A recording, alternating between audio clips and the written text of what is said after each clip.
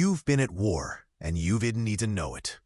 The battlefield isn't a desert or jungle, it's your living room, your office, your relationship. Psychological warfare isn't loud. It doesn't come with sirens or explosions.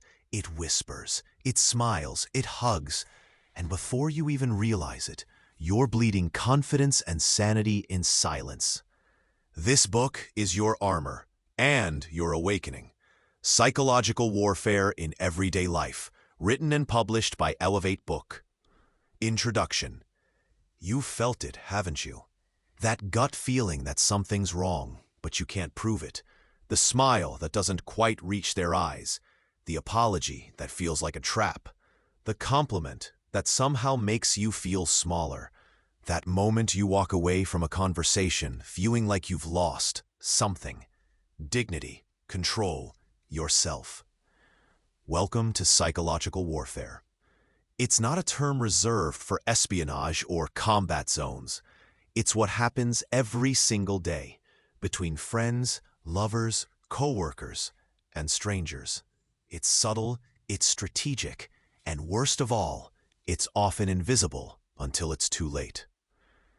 You've been conditioned to think that abuse must be loud, that manipulation must look obvious, that control comes with force. But in truth, the most devastating attacks on our minds and hearts are carried out with a soft voice, kind eyes, and a slow erosion of boundaries. Psychological warfare is the slow drip of poison masked as care. It's being guilted into silence. It's being gaslit until you question your memory, your truth, your sanity. It's being praised only when obedient. It's being taught that love must be earned and that your worth depends on someone else's validation. And if you've ever been told, "You're too sensitive," "I was just joking," "You're remembering it wrong," after all I've done for you, then you've been on this battlefield. This book is not just about exposing manipulative tactics. It's about revealing the hidden games people play to control you. It's about waking up to the psychological tactics used to dominate, diminish, and destabilize you, even by those who claim to love you, especially by them. But it's also about hope. Because once you see the battlefield, you can start building armor. You can learn to speak your truth without fear. You can detect manipulation before it roots into your heart. You can reclaim your voice, your worth, your mind. This journey isn't about revenge. It's about power, real, grounded power that doesn't rely on hurting others. It's about peace, inner peace that can't be stolen by emotional terrorists. And it's about identity, remembering who you were before they convinced you to forget. Each chapter in this book peels back the layers. You'll see the masks people wear, and the ones you've been taught to wear too. You'll learn how guilt, shame, fear, and affection are used not to love you, but to control you. You'll hear real stories. You'll recognize your own. And with every truth exposed, you'll find the strength to write a different ending. You don't have to keep fighting blind. You don't have to keep losing yourself. You don't have to keep loving people who harm you. This book won't just change the way you see others. It will change the way you see yourself. So breathe. You've found something important here. And if you're enjoying this journey already, don't forget to subscribe to my YouTube channel for more stories and insights like this. Let's step onto the battlefield. Eyes open, heart steady. It's time to take your power back. Chapter 1. The Invisible Battlefield. You wake up. The sun is soft against your curtains. You stretch, check your phone. A message from them. Hope you slept well. A smiley face, a simple text, a gesture of care. Or is it? You hesitate to reply, Not because you don't want to, but because you're already calculating. What will they think if I don't answer right away? Will they get cold again? Withdraw? Accuse? You feel that tiny twist in your gut, that 1 second delay of freedom interrupted by fear. This is the first step onto the battlefield, and no one around you sees it. Psychological warfare isn't just manipulation. It's systemic. It's cultural. It's so normalized, we're even dealing with it after years of practice. You don't wear armor to the office, but you brace yourself every time your manager walks by. You don't carry a shield into your home, but your heart tightens when your partner sighs that familiar sigh, the one that means you'll be blamed again for something you didn't even know was wrong. You don't duck behind cover when you enter a group chat, but one sentence, one emoji out of place can launch an emotional ambush that leaves you bleeding shame, confusion, and self-doubt. And through it all, you smile, you nod, you say, "I'm fine." That's the cruel genius of psychological warfare. It trains you to defend your abuser while doubting yourself. It convinces you to protect the person who chips away at your self-worth. It makes you think that you're the problem for not being patient enough, understanding enough, forgiving enough. And it starts in the smallest, most invisible ways. A glance that changes everything. Imagine this. You walk into a meeting. You're proud of what you've done. You've stayed late, hit the deadline, brought creative solutions. But your boss doesn't smile. He looks at the other side of the room, makes a joke with someone else, doesn't even look at you. Your stomach sinks. He didn't have to insult you. He didn't have to raise his voice. He didn't have to say a word. That one missing acknowledgement, that one withheld validation was enough to undo your confidence. Psychological warfare doesn't need a sword. A look is enough. A pause, a silence. It's not about doing harm. It's about evoking a response. Fear, doubt, guilt, shame. The power of subtlety. You may think, but that's just life. People are cold sometimes. And yes, but there's a difference between someone having a bad day and someone strategically using emotional tools to gain power. Here's the rule of the invisible battlefield. If the behavior is consistent, targeted, and makes you question yourself more than them, it's warfare. It could be a partner who only gives affection when you behave right. A friend who suddenly grows cold if you talk about your success. A parent who doesn't remember what they said, but somehow you always end up apologizing. A coworker who flatters you and then takes credit for your work. Each time, it's subtle, it's deniable, it's just soft enough to make you unsure if it's real. And that is the point. Because the moment you question your own perception, they win. The weaponization of doubt. You may think you're weak for being affected by small things, but the truth is, you're not weak. You're tuned in, and manipulators hate that. So they use your empathy against you. They'll say things like, "You always overthink. I didn't mean it that way. You're too sensitive. Don't be dramatic." They weaponize doubt. Because when you doubt your instincts, they no longer need to defend themselves. You'll do it for them. You'll silence your pain. You'll justify their behavior. You'll second-guess your memory. You'll apologize for feeling hurt. They don't need to attack your reputation if they can make you question your reality. The battlefield is personal. What makes this warfare so dangerous is that it often comes from the people you trust most. It's not some villain in a trench coat. It's your partner, your boss, your best friend, your sibling, your parent. Sometimes it's not even intentional. Some people were raised on emotional manipulation. It's the only language they know. They learned love was a transaction, that control meant safety, that silence could be a punishment and affection a reward. But here's the thing. Just because they didn't mean to hurt you doesn't mean you aren't hurt. Pain is pain, and your pain deserves to be heard. Spotting the war you can't see. Here's what psychological warfare often looks like. Inconsistency. You're praised one day, ignored the next. It keeps you off balance. Guilt as currency. You're made to feel bad for setting boundaries. Withholding. Love, approval, attention, given or withdrawn based on compliance. Triangulation. You're compared to others to make you feel lesser. Control disguised as concern. I'm just trying to protect you, becomes a leash. Denial. That never happened, or you're imagining things. And worst of all, shame looping.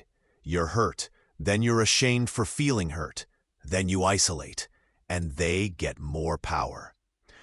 Why you didn't see it sooner? Because no one taught you how to identify it. You were taught, be nice, don't make a fuss, keep the peace, give people the benefit of the doubt. But no one taught you how to protect your mind, your intuition, your truth. No one gave you armor, so you blamed yourself for the wounds. But now you're starting to see. The first step to reclaiming your power. This chapter isn't here to make you afraid. It's here to name the war you've been fighting in silence. Because once you name it, you begin to win it. From this moment on, you are no longer the passive character in someone else's strategy. You are no longer the confused bystander in your own life. You are no longer walking into emotional war zones unarmed. This is your awakening. In the chapters ahead, you'll learn the exact tactics used to erode your spirit and how to dismantle each one. You'll explore the psychology behind manipulation, the patterns of control, and the powerful steps to reclaim your voice. But first, I want to tell you this. You're not crazy. You're not broken. You're not imagining it. You were just fighting a war you didn't know existed. Now you do, and that changes everything. Chapter 2. When Words Become Weapons. Words, they're how we connect, how we love, how we build trust. But words are also how we deceive, how we wound, how we dominate. And when used with precision, words become weapons sharper than any blade. You've probably heard the phrase, "Sticks and stones may break my bones, but words will never hurt me." Whoever said that was never emotionally manipulated. Because the deepest scars, they aren't physical. They're the ones you replay in your mind at 2 a.m., wondering if you were overreacting. Words are powerful, not because of how loud they are, but because of how quietly they echo inside you, long after the conversation is over. The hidden power of language. Manipulative people don't need to yell. They don't need to curse. They don't need to insult you outright. All they need to do is plant seeds. A question, a phrase, a pause, a sigh. And suddenly, you're second-guessing yourself. Let's say you tell someone you're hurt by something they did. They don't apologize. They don't even acknowledge your pain. Instead, they say, "Wow, I didn't realize you were that sensitive."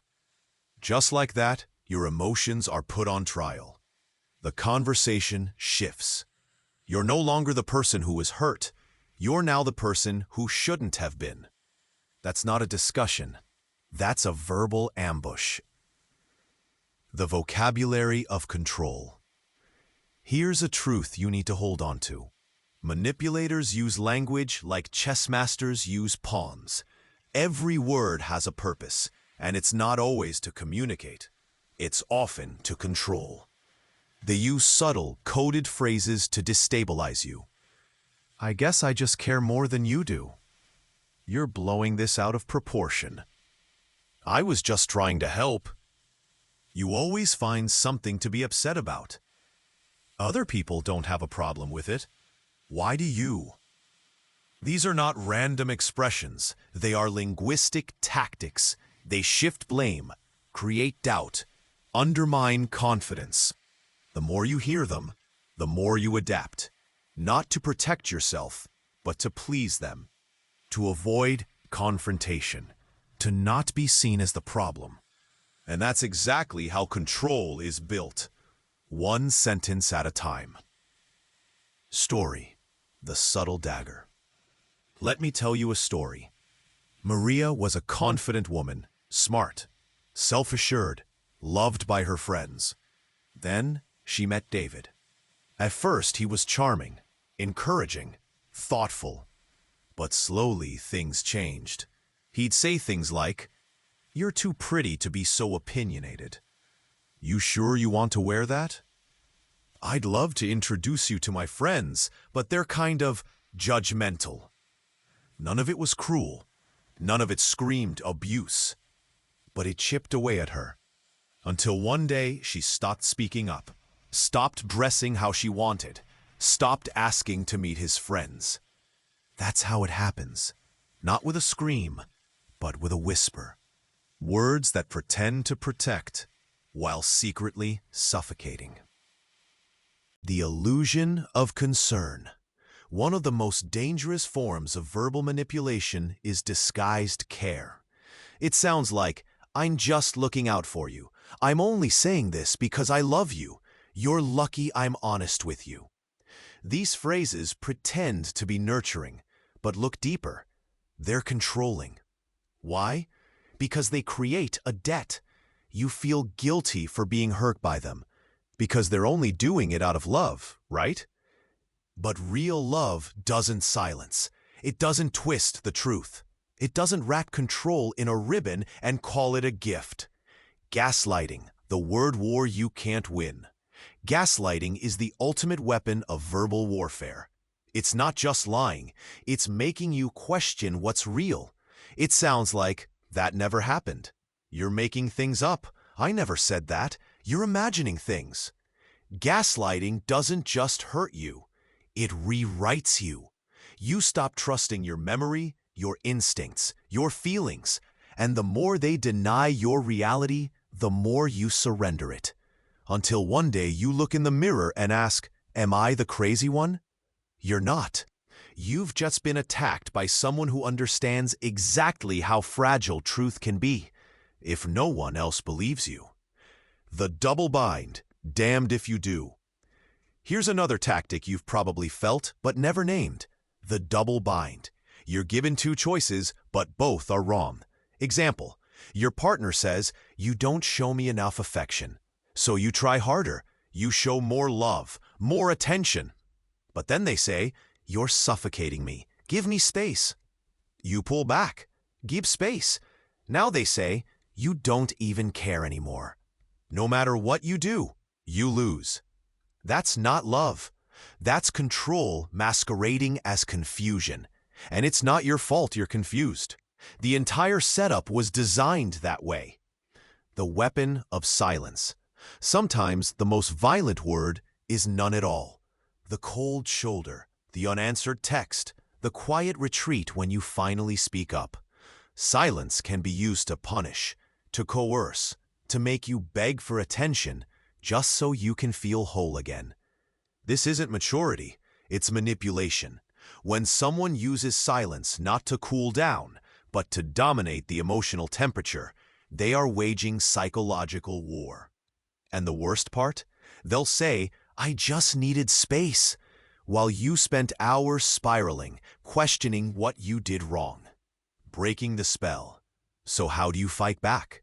You don't shout louder. You don't play their game. You name it. You start by recognizing the language traps.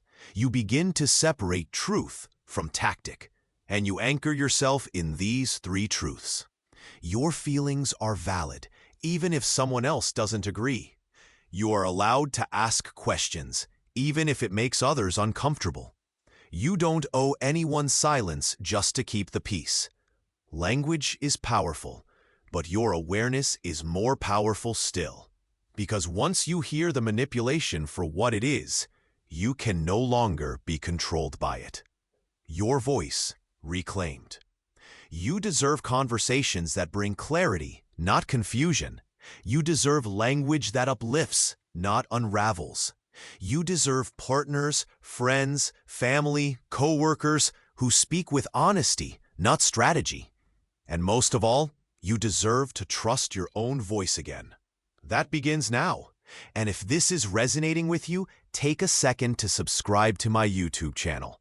There's more to uncover, and more strength waiting inside of you. We've seen how words are used against you. Next, we'll expose how guilt becomes a weapon too. It's time to turn the page and the tide. Chapter 3. Smile while you manipulate. Not all monsters growl. Some smile sweetly, some laugh at your jokes, some hold your hand while they twist the knife. This is the trick of the charming manipulator. They don't look like the villain. They look like your best friend, your partner, your mentor, your safe place. They compliment you, support you, praise your strengths, until you dare to say no. Until you stop performing. Until you ask for something they don't want to give. Then, everything changes. Not with rage, not with violence, with a smile. The manipulator's favorite mask. The most dangerous manipulators aren't the loud ones. They're the charming ones. They know how to disarm you with kindness. They know how to make others see them as golden, generous, glowing. They make you feel special. And that's where the trap begins. Because the moment you believe they're incapable of harm, you lower your guard, you silence your instincts, you make excuses. He didn't mean it. She's under a lot of stress. They're just passionate. I'm probably reading into it. And every time you excuse them, they go deeper. Not with fists, with smiles. The story of Jamie and Liam. Let me tell you about Jamie. Jamie was a bright, empathetic woman. She met Liam at a conference, charming, attentive, hilarious. He remembered little details about her. He made her feel seen. Within months, he was calling her the one, said he'd never felt like this before, brought her coffee just the way she liked it, took her to meet his parents, told her she was perfect. But then the shift began. One day, she shared a big idea at work. He smiled and said, "That's cute. You're so ambitious." Cute. Not smart, not impressive. Cute. It stung, but he smiled when he said it. So Jamie smiled back. The next time, he was late picking her up, and she called him out. He chuckled and replied, "You sound just like my crazy ex." She didn't want to sound crazy, so she stayed quiet. And soon, his jokes were regular. "You always overreact. You're lucky I'm patient. You're so emotional. It's adorable." Each insult was wrapped in a smile. Each smile was a leash. And before she realized it, Jamie was apologizing for things she didn't do, just to keep the smile from disappearing. That's the weapon.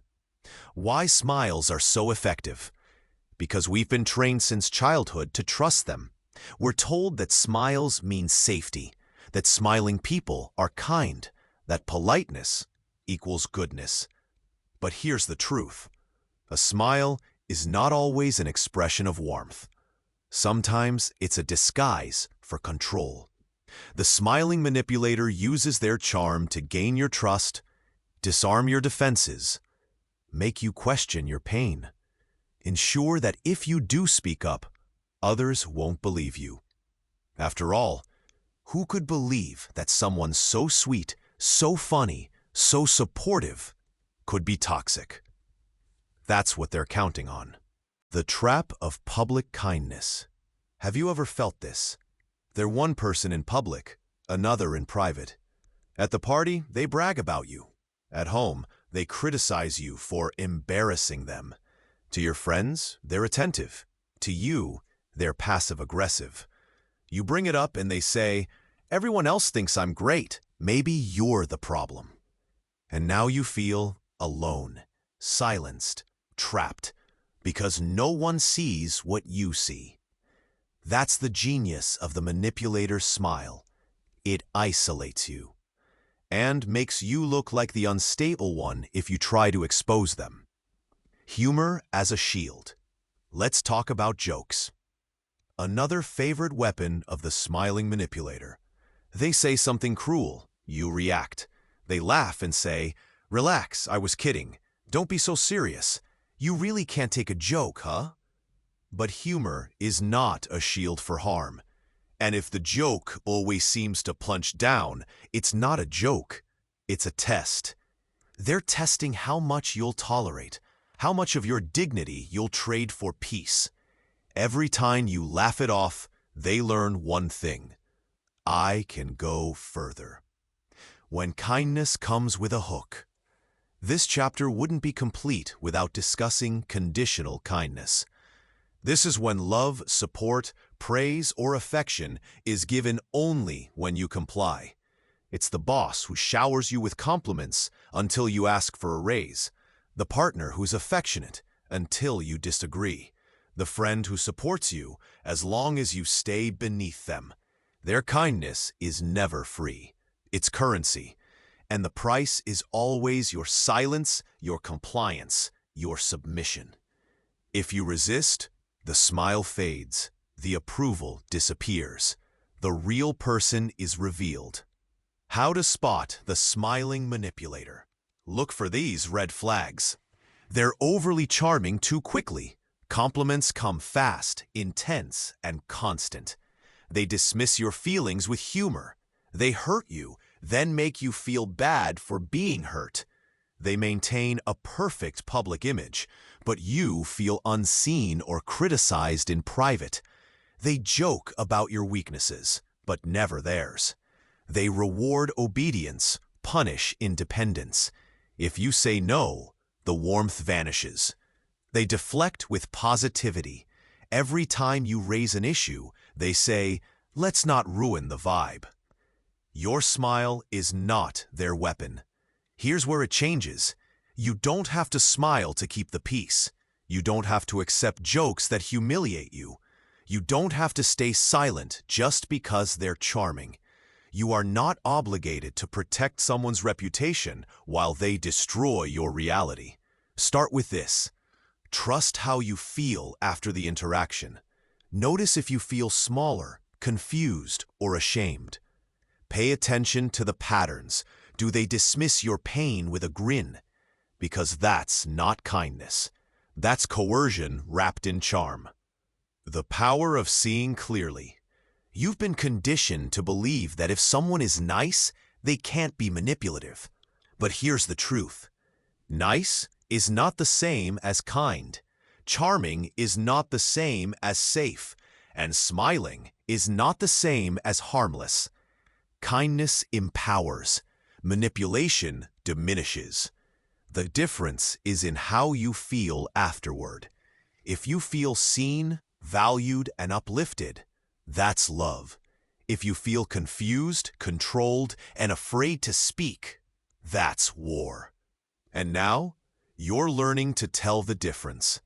The war may still be quiet, but you are no longer blind. Chapter 4. The Silent Art of Guilt Tripping. Guilt is one of the most misunderstood emotions we carry. At its best, guilt is a moral compass, a whisper that reminds us to act with integrity, to repair what we've broken, to stay connected to our values. But in the wrong hands, guilt becomes a leash, not to guide you, but to control you. Guilt tripping is not a mistake. It's not a miscommunication. It's a tactic, a strategy. And those who wield it know exactly how to tie you up in emotional knots until you can't tell the difference between doing what's right and doing what makes someone else happy. The invisible chain. You know you've been guilt-tripped when you do things you don't want to do, just to avoid disappointing someone. You stay in relationships because you owe them for what they've done. You suppress your needs because they have it worse. You feel selfish just for wanting space, rest, or joy. And worst of all, you feel like you're the bad one, just for having boundaries. That's how guilt tripping works. It doesn't scream. It doesn't fight. It whispers in a language that sounds like love, but tastes like shame. Story: the birthday that broke her. Lena was excited, her 30th birthday. She had saved up for months to travel alone for the first time. It wasn't just a trip, it was a declaration of independence, of healing, of starting a new chapter. She called her mom the week before the flight. Her mom said, "Oh, so you'd rather leave me alone on your birthday? I guess I don't matter anymore." The words hit harder than any scream. No fight, no direct demand, just silence laced with pain. Lena canceled the trip, not because she didn't want to go, but because guilt wrapped around her neck like a scarf in summer, unseen by others, but suffocating all the same. That's the power of the guilt trip. How guilt tripping works. It follows a simple pattern. You assert a boundary. They respond with disappointment, not direct conflict. You feel shame, not because you were wrong, but because they made you feel responsible for their emotions. You comply, not from agreement, but from obligation. And they don't even need to say much. Sometimes, the sigh is enough. Or the phrase, "Wow, after everything I've done for you." It's the after everything that delivers the blow. Because now the conversation isn't about the boundary. It's about your debt. You now owe them love, time, obedience, the emotional IOU. The most common guilt traps come wrapped in emotional IOUs. I sacrificed so much for you. If it weren't for me, you wouldn't be where you are. You used to be different. I guess I just care more than you do. These lines are layered in nostalgia, expectation, and quiet punishment. They don't just make you feel bad, they make you question your right to feel good. You begin to ask, am I ungrateful? Am I selfish? Am I abandoning them? You're not. But guilt tripping wants you to think so. Because if you feel guilty enough, you'll stop saying no. You'll stop asking for what you need. You'll stop leaving when you know you should. The manipulation behind the mask. Here's the most important truth in this chapter. Guilt tripping is not an expression of love.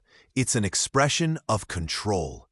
Real love sounds like, "I'm proud of you for taking care of yourself. I'll miss you, but I support your choice. This hurts, but I respect your decision." Manipulation sounds like, "You'll regret this one day. I hope you're happy breaking my heart. Don't worry about me." The difference is clarity. Love makes room for your autonomy. Manipulation makes your autonomy feel like a crime. Generational guilt. This pattern is especially common in families. Children are told, "We gave you everything. You're all we have. You were supposed to take care of us. Your happiness comes from your parents' sacrifices." These aren't parenting statements. They're emotional chains. And they make adult children afraid to move away, terrified to disappoint, guilty for being happy. You don't owe your family your life. You don't owe anyone access to your soul just because they share your blood. Gratitude is beautiful. Obligation born of fear is not. The guilt reinforcement cycle. When you give in to guilt tripping, it reinforces the behavior. They learn, if I act disappointed, I get what I want. And you learn, if I do what I want, I hurt people. That belief is poison. Because your freedom shouldn't feel like betrayal. Your joy shouldn't feel like disloyalty. Cutting the guilt. So how do you escape this quiet war? Start with awareness. Notice when your choices are driven by fear of someone else's reaction. Pause before responding to guilt-inducing language. Ask yourself, am I doing this from love or from fear? Then move to assertion. You can say, I'm sorry you feel that way, but this is my decision. I appreciate what you've done, and I need to do this for myself. Your disappointment is not my responsibility to fix. You are not cold. You are not heartless. You are healing. Setting a boundary doesn't make you cruel. Manipulating someone's emotions to override their boundaries does. Story. The day Ethan took back his life. Ethan had always been the good son. Always showed up. Always said yes. Always put his parents' needs first. Until the night he was offered his dream job across the country. His mom wept when he told her, "So you're choosing money over family?" For the first time, Ethan paused. He took a breath, and he said, "No, I'm choosing me." That sentence broke years of emotional conditioning. It was hard, but freeing.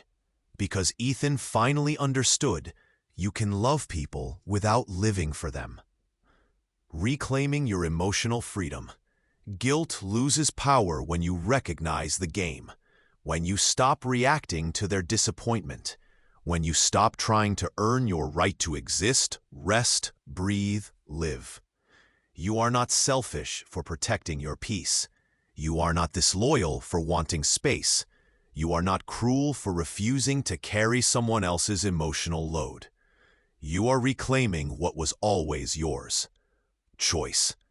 And that, Chapter 5, Power Plays Behind Politeness. Not all manipulation is hostile.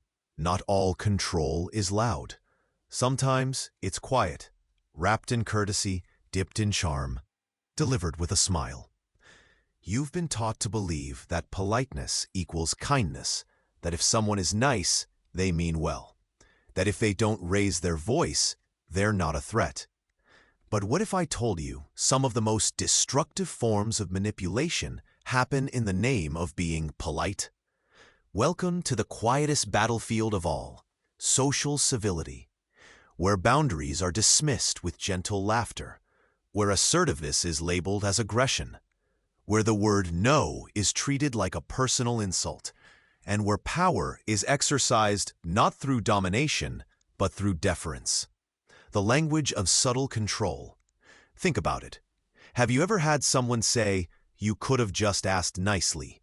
Don't make a scene. We don't do that here. Let's not get emotional. Why are you being so difficult?" These aren't just phrases. They're silencers. They're used to shut down disagreement, to make you feel like you're the one who's out of line, not because of what you said, but because of how you said it. It's a clever trap, because suddenly your content doesn't matter. Only your tone does. And once your tone is questioned, your truth is dismissed. That's not etiquette. That's control disguised as class. Story. The workplace smokescreen. Amira was a brilliant project manager, articulate, confident, principled. She wasn't rude, but she was direct. During a team meeting, she pointed out that a male colleague had taken credit for her work, calmly, professionally, with receipts. Afterward, her supervisor pulled her aside and said, "You need to learn how to collaborate more respectfully. It's making others uncomfortable." No concern for the stolen credit, just concern for how uncomfortable it made people to hear the truth. Amira realized the unspoken rule. Don't disrupt the system, even if the system is broken. That's how politeness is weaponized, not to protect people, but to protect power. The comfort trap. Politeness becomes a tool of control when it's used to prioritize comfort over truth. It says, "Don't challenge me. Don't confront what hurts. Don't make me feel things I don't want to feel." And it's usually aimed at women who speak boldly, minorities who speak truth, survivors who speak pain, employees who speak up. If you dare to raise your voice, you're too much. If you express emotion, you're unprofessional. If you say no, you're hostile. But the ones in power, they get to stay reasonable because they never have to get uncomfortable. That's the double standard. And it's strategic. Why it works so well?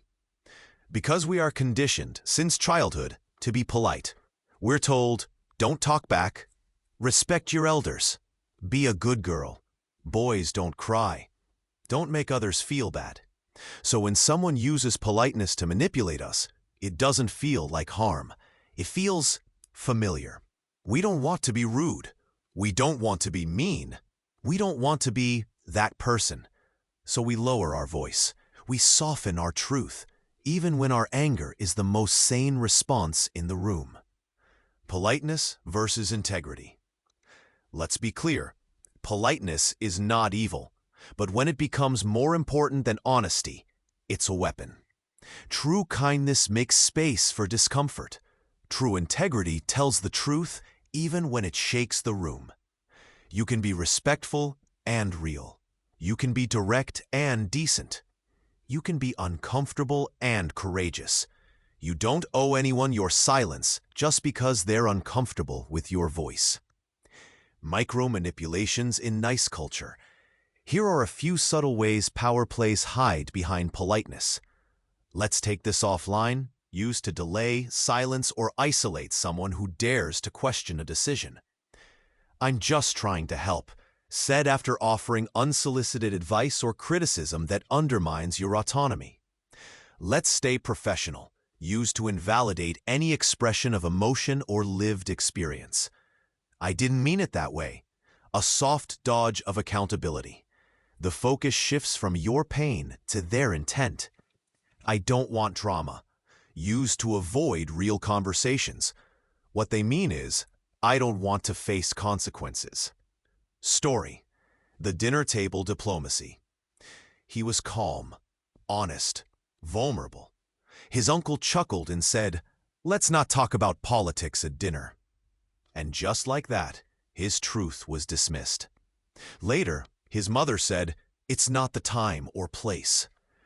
But if your identity is always the wrong topic, if your truth is always the wrong time, then what they really mean is, don't be inconvenient. Jared realized that politeness wasn't neutral. It was a shield, used to block conversations they didn't want to have. When politeness becomes emotional bypass. Emotional bypassing is when someone uses politeness, spirituality, or positive vibes only language to avoid accountability. It sounds like, let's focus on the good. Don't bring negative energy. Everything happens for a reason. You need to just forgive and move on. These sound kind, but they dismiss pain. They erase complexity. They prioritize comfort over compassion. Sometimes, the most radical thing you can do is not be polite. Sometimes, the most healing thing you can do is speak the messy truth. Reclaiming your voice without apology. You are allowed to speak firmly. You are allowed to disrupt comfort zones. You are allowed to say what others won't without softening it for their approval. Politeness is a choice, not an obligation, and it should never come at the cost of your self-respect. Start here. Speak truthfully, even if your voice shakes. Stop apologizing for emotions that are honest. Remember that being direct is not the same as being disrespectful. You can be clear without cruelty. You can be bold without being unkind. And you never have to trade your power for acceptance. Chapter 6. The Narcissist Next Door. They rarely look like villains.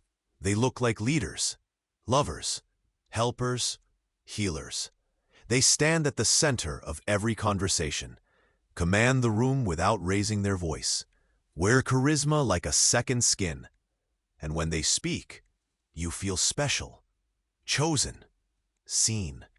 until one day you don't. This is the seduction of the narcissist. Not the caricature, not the Instagram hashtag, but the real kind. The kind that draws you in with charm and leaves you doubting your own worth. The narcissist's opening move. At first, they're everything. They say exactly what you want to hear. Mirror your values. Reflect your dreams. Finish your sentences. You feel like you found your twin flame, your missing puzzle piece, your long-lost soulmate. But you haven't found your reflection. You found a projection. They've studied you, not to love you, but to win you, to hook you, to own you. And once they do, the mask begins to slip. The shift you can't explain. You notice it in small ways.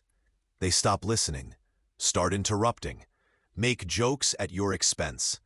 You bring up how it hurts and they say, "You're too sensitive. You used to love my sense of humor. Why are you being so negative lately?"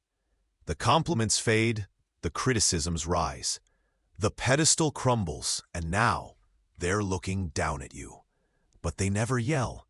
They don't need to. They use silence, comparison, indifference. You chase the version of them you first met, hoping, wishing, begging for it to come back. It won't, because that version never existed. Story: the perfect boyfriend. Maya met Alex on a dating app. He was quick-witted, generous, deep. They talked every night for hours. He remembered every detail. He told her, "I've never met anyone like you. I feel safe with you. You just get me." Within weeks, they were inseparable. Then slowly, it started. He'd criticize her clothes, dismiss her friends, say things like, "I'm not trying to control you. I just know what's best." She pulled back once, tried to talk to him about how she felt. He vanished for 2 days, then reappeared with flowers, tears. "I'm sorry, I just love you too much." Maya stayed, until the cycle repeated, over and over. The narcissistic cycle. Every narcissistic relationship follows a pattern. Idealization. You are perfect. A dream. They are everything. Devaluation. You are flawed, difficult, never enough. Discard or hoovering. You are either abandoned or reeled back in with charm. This loop is addicting because the highs feel euphoric and the lows feel like punishment. Begging for the love that once came freely. Not realizing it was never love. It was leverage. The mask they wear in public. What makes narcissistic abuse so insidious is that no one else sees it. To the world, they're generous, successful, charismatic, fun. They're the favored uncle, the admired boss, the doting partner. So when you try to explain what's happening, people say, "Really? He's such a great guy. She's always been so supportive of you. Are you sure it's not just a rough patch?" And now you don't just feel hurt. You feel crazy. That's not an accident. It's design. Because the narcissist doesn't need everyone to love them. They just need everyone to doubt you. The emotional economy of a narcissist. Narcissists don't want connection. They want control. They trade in praise, attention, power, obedience. And when they don't get it, they don't argue. They withdraw. They'll give you the cold shoulder, punish you with silence, or worse, make you beg for their affection again. You are. Because their approval is the currency you've been conditioned to survive on. How they gaslight without words. Not all narcissists gaslight you by denying facts. Some do it by rewriting stories, retelling memories, reframing conflicts. They say, "I never said that. You're remembering it wrong. You're so dramatic. You're always the victim." The longer you stay, the more their voice becomes your inner voice. You stop trusting your memory. You stop defending your truth. You start policing your needs. This is not a relationship. It's psychological colonization. Why it's so hard to leave? Because they don't treat you badly all the time. They love bomb. They show moments of kindness. They say things like, "You're the only one who understands me. I can't live without you. We've been through too much to throw it away now." They make you believe you're the problem. You're overreacting. You're responsible for fixing what they keep breaking. You're not. But guilt and hope are powerful leashes, especially when you've been trained to confuse pain with passion. Reclaiming your sanity. Here's what you need to hear. You are not hard to love. You are not overreacting. You are not crazy. You're surviving someone who uses love as a tool. You're recovering from a relationship built on admiration, not intimacy, and that takes time. Start small. Journal your memories so you don't forget your truth. Talk to someone safe, even if it's one person. Set one boundary and watch how they respond. You'll know it's real when they stop pretending. Your light is not theirs to dim. You are not here to be someone's mirror. You are not here to be adored one moment and discarded the next. You are not here to orbit someone else's ego. You are here to be whole, to be real, to be loved, not for how well you reflect their fantasy, but for who you are, in your fullness. No mask, no role, no shrinking. And if this chapter spoke to something deep inside you, don't let it end here. Subscribe to my YouTube channel to keep this journey going. We're just getting started. Chapter 7. Gaslighting, Twisting Your Reality. Imagine waking up one morning and not knowing if your memories are real. Not because you've forgotten them, but because someone has been slowly, methodically rewriting them. That's gaslighting. It doesn't look like abuse. It looks like confusion, doubt, second-guessing. It doesn't leave bruises. It leaves questions. Did that really happen? Maybe I'm overreacting. Maybe it was my fault. Maybe I am too sensitive.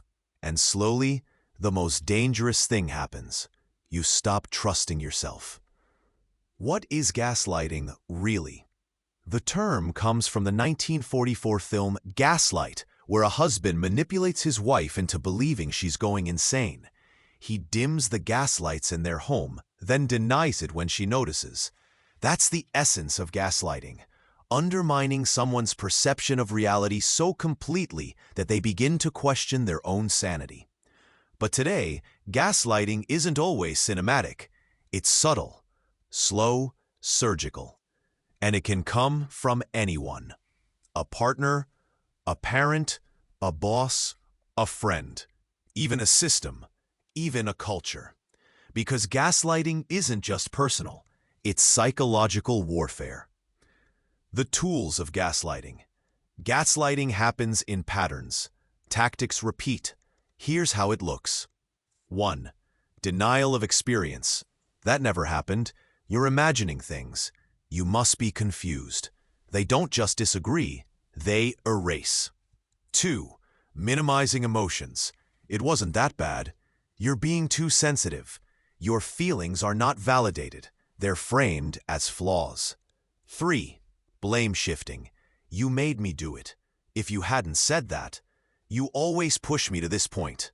Suddenly, the harm becomes your fault. 4. Rewriting history. That's not how it happened. You always twist things. You remember everything wrong. You begin to doubt not just your perception, but your memory. And once memory is questioned, identity unravels. Story: The Broken Glass. Danielle came home from work to find the living room lamp shattered. She asked her boyfriend what happened. He shrugged and said, "What lamp?" She laughed, thinking he was joking. He wasn't. He told her the lamp had never been there, that she must be thinking of another apartment, that maybe she was tired. Stressed, confused. She doubted herself, went to bed, didn't bring it up again. Months later, in therapy, she realized it wasn't about the lamp, it was about control. Gaslighting doesn't need to be dramatic, it just needs to be effective. And often, the lie is small, so your doubt becomes large. Why gaslighting works? Because most people don't want to believe someone they love is manipulating them. So instead of questioning the other person, you question yourself. You tell yourself, maybe I'm the problem. Maybe I do remember wrong. Maybe they didn't mean it that way. And every time you rewrite your own truth to preserve the relationship, you lose a piece of yourself. That's how gaslighting works. It replaces truth with fear, memory with confusion, certainty with silence. The psychological cost. Gaslighting is not just frustrating, it's traumatic. Long-term effects include anxiety, depression, chronic self-doubt, identity erosion. You begin to feel unsafe, not in your environment, but in your own mind. And when you can't trust your thoughts, feelings, or memories, you rely on the person gaslighting you. That's the trap. They don't just confuse you, they become your compass. And that's when the control is complete. Why it's so hard to escape? Because gaslighting doesn't destroy you all at once. It happens in phases. Disbelief. That's odd, but maybe they're right. Doubt. Maybe I am being too sensitive. Dependency. I need them to help me see clearly. Despair. I can't trust myself anymore. You're tangled in a web of confusion. And getting out doesn't just mean leaving them. It means rebuilding reality. The cultural gaslight. Gaslighting doesn't just happen in relationships. It happens in workplaces. We're a family here, while you're overworked and underpaid. It happens in politics. Everything's fine, while corruption unfolds. It happens in culture. Just smile more. You're too angry. You're being dramatic. Gaslighting thrives in any system where truth is inconvenient, where comfort is prioritized over justice, where silence is rewarded. The first step back to sanity. Here's what gaslighting survivors need to know. If you feel confused more than you feel heard, if you feel guilty more than you feel safe, if you feel invisible even while present, it's not you.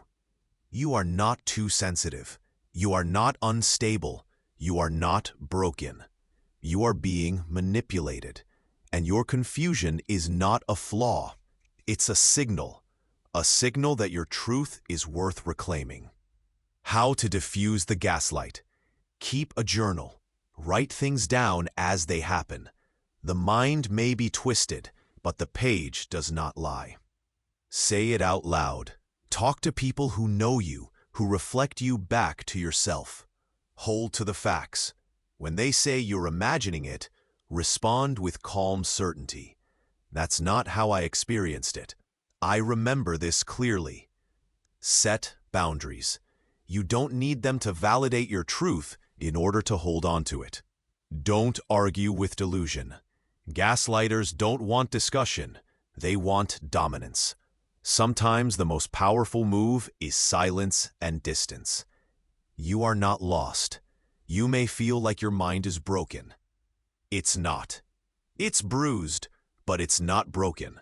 You are still in there, beneath the layers of confusion and doubt, beneath the fear and the fog, and you're starting to remember what it feels like to trust yourself, what it sounds like when your intuition speaks, what it looks like when manipulation is named. This chapter isn't just about calling out the gaslighter. It's about calling you back to your clarity, your memory, your truth. Chapter 8. The Lie of the Nice One. You've met them before. They compliment you in public. They always offer to help. They smile when others are watching. They never raise their voice. Everyone loves them. Except you don't feel safe around them. You feel small, tense, like every word you speak is being measured. And when you try to talk about it, people say, "But they're so nice." That's the trap. When someone hides control behind kindness, they don't need to harm you directly. They just need to make you afraid of making them uncomfortable. This is the lie of the nice one. Nice is not the same as kind. Let's be clear. Kindness is about empathy, honesty, and respect. Niceness is often about performance, approval, and control. A kind person can upset you because they're willing to tell the truth. A nice person avoids truth at all costs because they need to protect their image. And when that image is threatened, the mask comes off. And suddenly, the nicest person in the room becomes the coldest. Story: The friend who smiled too much. Rachel had a best friend named Tess. She was thoughtful, generous, always the one organizing parties, sending flowers, writing long texts full of praise. But Rachel started noticing something strange. Whenever Rachel got attention, Tess went quiet. Whenever Rachel succeeded, Tess changed the subject. Whenever Rachel made a decision Tess didn't like, Tess said, "Oh, that's interesting. I mean, if it works for you, I guess that's fine." One day, Rachel told Tess she couldn't attend her birthday weekend. She had an important work deadline. Tess replied with a long, sugar-coated message. "No worries at all. I just thought friendship was about showing up, even when it's inconvenient. But hey, that's just me. Nice, sweet, poisoned." Rachel felt guilty, ashamed, confused, not because Tess was direct, but because Tess weaponized niceness. How nice becomes a weapon? The nice manipulator doesn't raise their voice. They don't accuse. They don't criticize outright. They do something worse. They pretend everything is okay while slowly punishing you. And that punishment often looks like withholding affection, subtle jabs disguised as jokes, backhanded compliments, strategic silence, public praise, private resentment. It's emotional sleight of hand. You're being hurt without any obvious wound. So when you try to explain it to others, they say, "I think you're reading too much into it." And you begin to believe that too. The image-driven controller. Here's the psychology behind it. The nice manipulator is obsessed with appearing good. Their identity is built on being seen as generous, thoughtful, easygoing, selfless. But that image has a price. If you do anything that challenges it, disagree, speak up, set a boundary, they feel threatened. And instead of facing that feeling directly, they punish you in the safest way possible, by acting even nicer. But now it's performative, calculated, laced with shame, because underneath the niceness is rage, and underneath the rage is fear. If I'm not nice, I'll be rejected. If I don't control this, I'll lose my worth. So they control it, with charm, with etiquette, with passive-aggressive grace. The guilt they leave behind. You end up thinking, maybe I'm too sensitive. Maybe I'm the toxic one. They're just trying to be nice. Why do I feel attacked? Because that's the genius of the tactic. It makes you blame yourself for feeling hurt. And the more you doubt your instincts, the easier it becomes to keep manipulating you. You become so afraid of being ungrateful or mean that you stop expressing your needs altogether. and they get what they want. Compliance, control, quiet. How to spot the mask. The nice one often shows themselves when you say no. They respond with subtle withdrawal. You express a different opinion. They agree, then undermine it in a backhanded way. You succeed. They celebrate you, but it feels hollow. You bring up a concern. They act confused, shocked, even hurt, then accuse you of being ungrateful. You ask for space. They shower you with affection to smother your boundary. It's not about one action. It's about the pattern, the smile that never reaches the eyes, the gift that comes with an invisible string, the kindness that curdles into guilt. How to protect yourself. You don't need to become mean. You don't need to attack. But you do need to name what's happening. Start with, I appreciate your kindness, but I feel like I'm being guilted. That felt like a dig, not a joke. I'd like to be honest with you without feeling punished afterward. You might be met with denial, more niceness, a guilt trip. That's okay, because their reaction is not your responsibility. Your truth is. You don't have to trade authenticity for approval. You don't have to accept emotional manipulation just because it's wrapped in a smile. You can say, no thank you. That doesn't work for me. I love you, but I need space. That comment hurt me, even if you didn't mean it that way. You can be both kind and clear, gentle and grounded, compassionate and unapologetic. Reclaiming real connection. True connection requires honesty. It requires discomfort, vulnerability, mutual respect. If someone only accepts you when you agree, stay small, or never speak up, that's not love. That's performance. You don't have to play that role anymore. You don't have to be the grateful one, the agreeable one, the silent one. You are allowed to disappoint people who manipulate you. You are allowed to speak truth that others find inconvenient. And you are allowed to walk away from anyone who uses nice as a disguise for control. Chapter 9. Microaggressions, Mega Effects. It starts with a glance, a joke, a compliment that cuts, a silence that stings. No one else notices, but you do. You feel it in your gut. Your jaw clenches. Your heart skips. You ask yourself, was that about me? Because it was small. Because they laughed. Because they didn't say anything offensive. But here's the truth. Microaggressions are not small. They're cumulative. They don't break you in one blow. They wear you down one crack at a time. And eventually, you start to feel like you're crazy for noticing. You're not. You're just living in a world that often gaslights the pain it causes. What is a microaggression? A microaggression is a subtle, often indirect, insult or dismissal based on someone's identity. It might sound like, you speak English so well. You're so articulate. You don't act gay. Wow, you're really pretty for a dark-skinned girl. Are you sure you belong in this meeting? They're not direct attacks. They're micro-cuts. Sharp enough to sting, light enough to deny.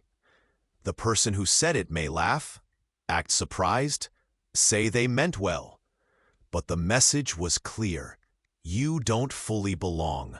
You're being measured. You're not seen as equal. Story. The daily cuts at work. Malik was a black software engineer in a mostly white office. Smart, professional, soft-spoken. In meetings, his ideas were met with silence. Moments later, his white colleague would say the same thing and be praised. At lunch, someone said, "You're not like the others. You're one of the good ones." He froze. Later, in a meeting, someone called him aggressive for simply disagreeing. When he raised concerns with HR, they said, "I'm sure they didn't mean it that way." But Malik wasn't imagining things. He wasn't being dramatic. He was being cut, daily, subtly, invisibly, and no one else bled. The cumulative weight. Microaggressions don't just hurt once, they pile up. 1 on Wednesday, 3 on Friday. You brush them off, smile, laugh it away. Tell yourself it's not worth the drama. But inside, you're exhausted, on guard, hyper-aware of your difference. You question what you wear, how you speak, how you laugh, how you exist. Because you've learned, anything I do can be used to make me the punchline. And the worst part? They'll say you're overreacting if you respond. Micro-invalidation. Another dangerous form of microaggression is micro-invalidation. It sounds like, I don't see color. We're all just human. Everyone struggles. Don't make it about race, gender, sexuality. These phrases are meant to sound unifying, but they erase. They erase identity. They erase pain. They erase context. They tell you your experience isn't real. Your truth doesn't count. Don't make me uncomfortable with your reality. That's not unity. That's dismissal. Why people deny it? Because it protects the system. If we admit microaggressions are real, we have to confront bias, privilege, power, pain. So instead, people say, it was just a joke. You're reading too much into it. They didn't mean anything by it. Impact gets ignored. But the pain remains. Because you're not hurt by what they meant. You're hurt by what they said, by how it landed, by how alone you felt afterward. Internalizing the message. Over time, microaggressions don't just make you angry. They make you small. You shrink your voice, you second-guess your story, you try harder to fit in. And the message you carry inside becomes, maybe if I'm quieter, maybe if I work harder, maybe if I'm perfect, they'll stop seeing me as other. But no amount of shrinking will make you safe in a space built to exclude you. The problem isn't your presence, it's the prejudice hiding in plain sight. How to respond without losing yourself. This is hard. Because if you speak up, you're too sensitive. If you stay silent, you're eroded. So what do? 1. Trust your gut. If it stung, it mattered. You don't need permission to feel hurt. 2. Decide when to respond. Not every battle needs to be public. You can pull someone aside. You can write an email. You can draw a line without burning down the room. 3. Use questions. What did you mean by that? Can you explain why that's funny? Would you say that to someone else? Let them sit in the discomfort. 4. Affirm yourself. I'm not overreacting. This happens a lot. It's not just me. I get to speak up, even if it's uncomfortable. Allies. This is where you matter. If you've never experienced microaggressions, your job is to listen, to believe, to step in when you see it happening. Say, hey, that wasn't okay. I think you should hear how that came across. You don't have to be perfect. You just have to care. Because silence enables the system, and one voice used well can disrupt the pattern. You deserve to take up space. You were not born to apologize for your presence, to laugh at jokes made at your expense, to educate everyone else while carrying the pain alone. You were born to be whole. And yes, you may make people uncomfortable when you name the invisible, but comfort has never been a reliable compass for justice. The truth is this: you are not too sensitive. You are not imagining things. You are not alone. You are a mirror, reflecting the truth others don't want to see. Don't dim your light for their convenience. Chapter 10. The Scarcity Trap, Starving You of Love. Love shouldn't feel like a prize you have to earn. It shouldn't be given in rations. It shouldn't leave you starving. And yet, so many of us have been taught that love is not a right. It's a resource. Limited, conditional, rare. We're told, be good and you'll be loved. Do better and they'll notice you. Sacrifice more and maybe they'll stay. And when they pull away, we panic. Not because they're gone, but because they've taken our lifeline with them. This is the scarcity trap, a form of emotional warfare where love becomes a currency, and your worth depends on how well you obey. The hunger that never ends. It's not always obvious. At first, they seem warm, generous, attentive. Then slowly, without warning, they pull back. They don't say they're upset. They just grow colder. You feel it. The change in their tone, the way their eyes don't meet yours, the sudden absence of affection. And when you ask what's wrong, they shrug, say nothing, smile like you're being dramatic. And so you try harder. You do more, say less, shrink faster. Because the message is clear. You're only safe when you're making them happy. That's not love. That's control. Story: The Love That Faded on Cue. Carla had been dating Ben for 2 years. The first 6 months were magical.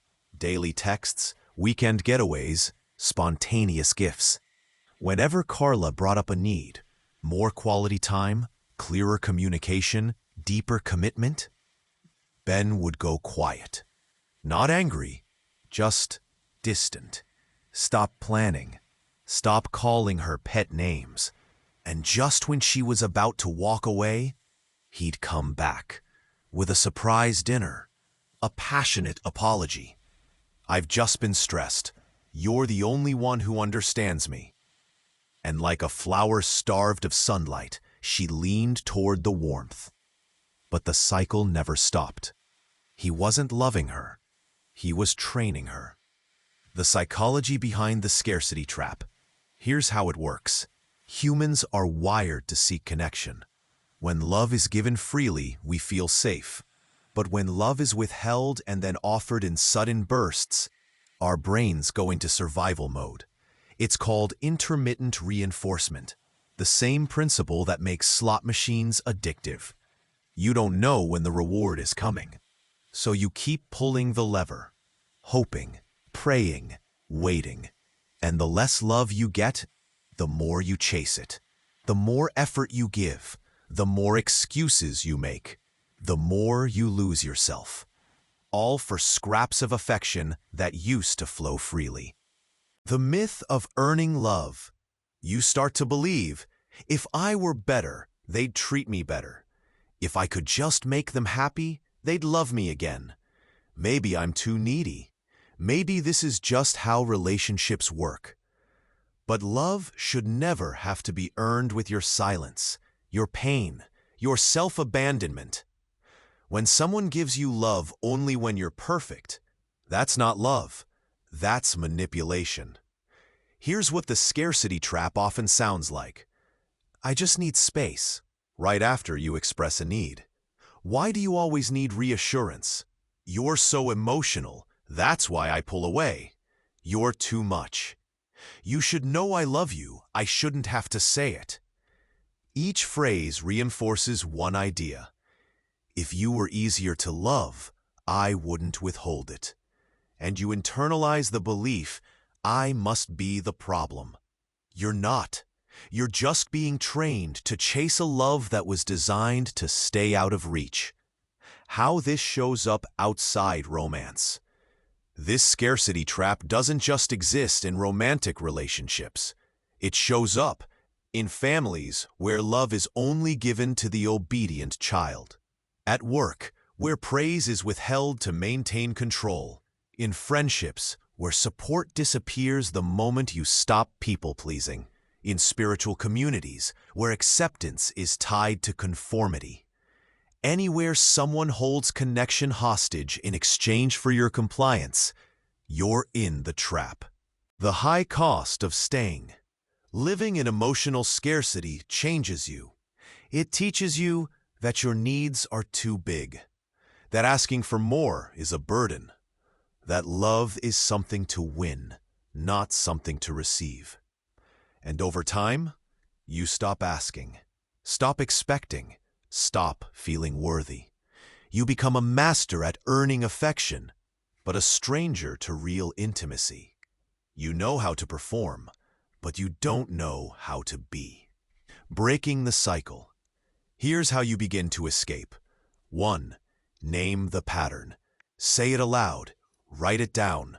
Call it what it is. I'm in a relationship where love is conditional. That naming is power. Notice when affection is given and what it follows. Did you just apologize? Did you just stay quiet during a fight? If love only comes after submission, it's not love, it's control. 3. Test the truth. Set a boundary. Say no. Watch what happens. Does love disappear? That's not love. It's obedience training. 4. Give yourself what they withhold. Start offering yourself the affection, praise, and peace they ration. You'll begin to unlearn the addiction to scarcity and rewire your nervous system to believe in abundant love. Story the letter she wrote to herself. Tired of begging her mother to acknowledge her. Tired of shrinking herself for every relationship. Tired of proving she was enough. So one night, she wrote a letter to the version of herself still waiting for someone to finally love her right. It said, "You are not too much. You are not a burden. You are not hard to love. You've just been loved wrong so many times you thought that was normal. But love isn't a performance. Love is presence. Love is truth." And for the first time, she believed it. You are not hungry. You're being starved. The problem isn't that you need too much. It's that you've been given too little. You're not desperate. You're human. You're allowed to want consistent affection. You're allowed to need safety. You're allowed to be loved without conditions. So if someone withholds love as a way to keep you guessing, walk away. And if it feels like you're leaving something behind, remember, you're not walking away from love. You're walking away from the illusion of it. And what you'll find beyond the trap is a love that doesn't punish, doesn't vanish, doesn't keep you starving. It stays. It nourishes. It sees you. And you deserve every drop of it. Chapter 11. Control disguised as care. It starts with protection. I'm just looking out for you. I only want what's best. I'm doing this because I care. At first, it feels comforting, reassuring, safe. But slowly, something shifts. That care becomes suffocating. That concern becomes possessive. And your choices, they begin to disappear. You're no longer deciding for yourself. You're asking for permission.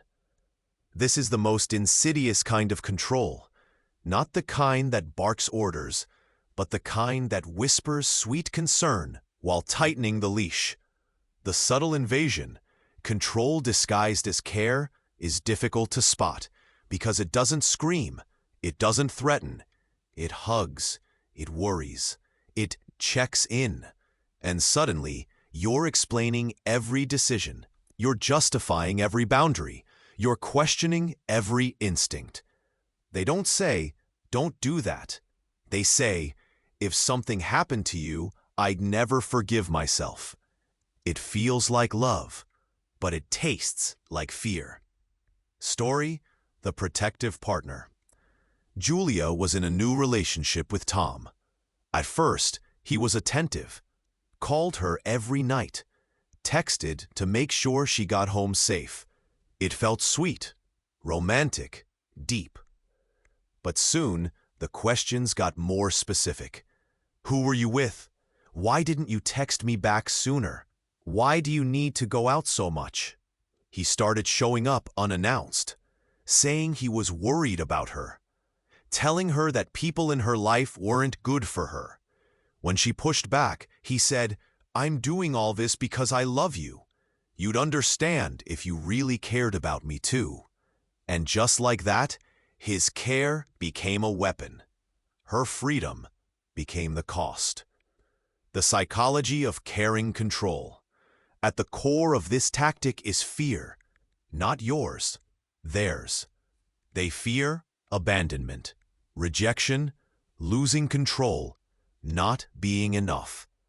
But instead of dealing with those fears, they hide them behind concern. I just want to keep you safe becomes I want to control your choices. I'm just protecting you becomes I don't trust you to protect yourself.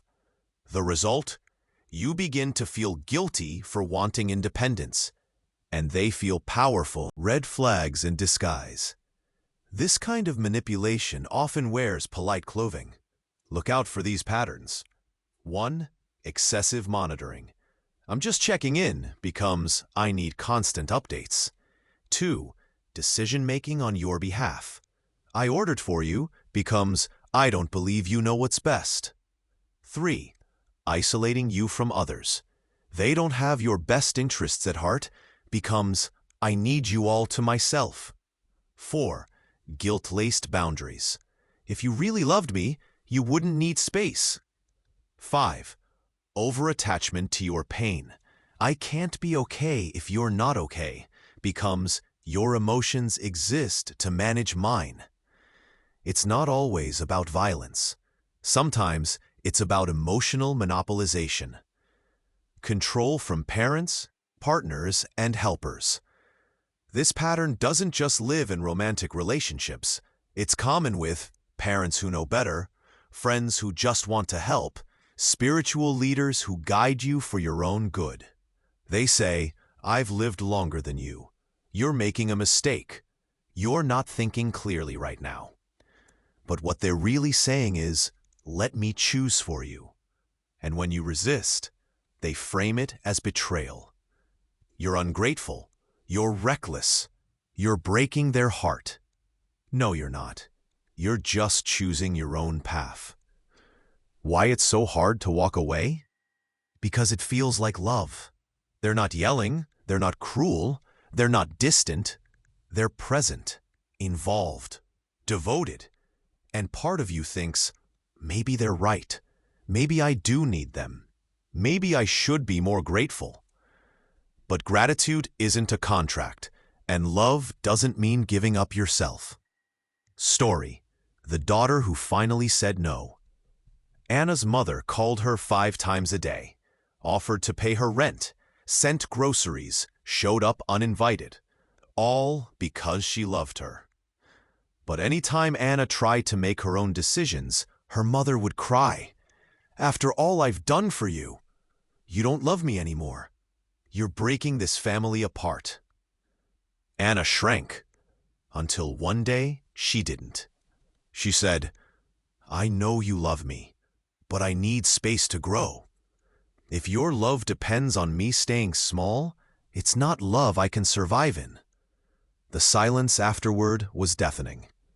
But for the first time, it was hers. How to reclaim your autonomy? It starts with language. Say, I appreciate your concern, but I need to make this decision. I know this is important for me. Caring doesn't mean controlling.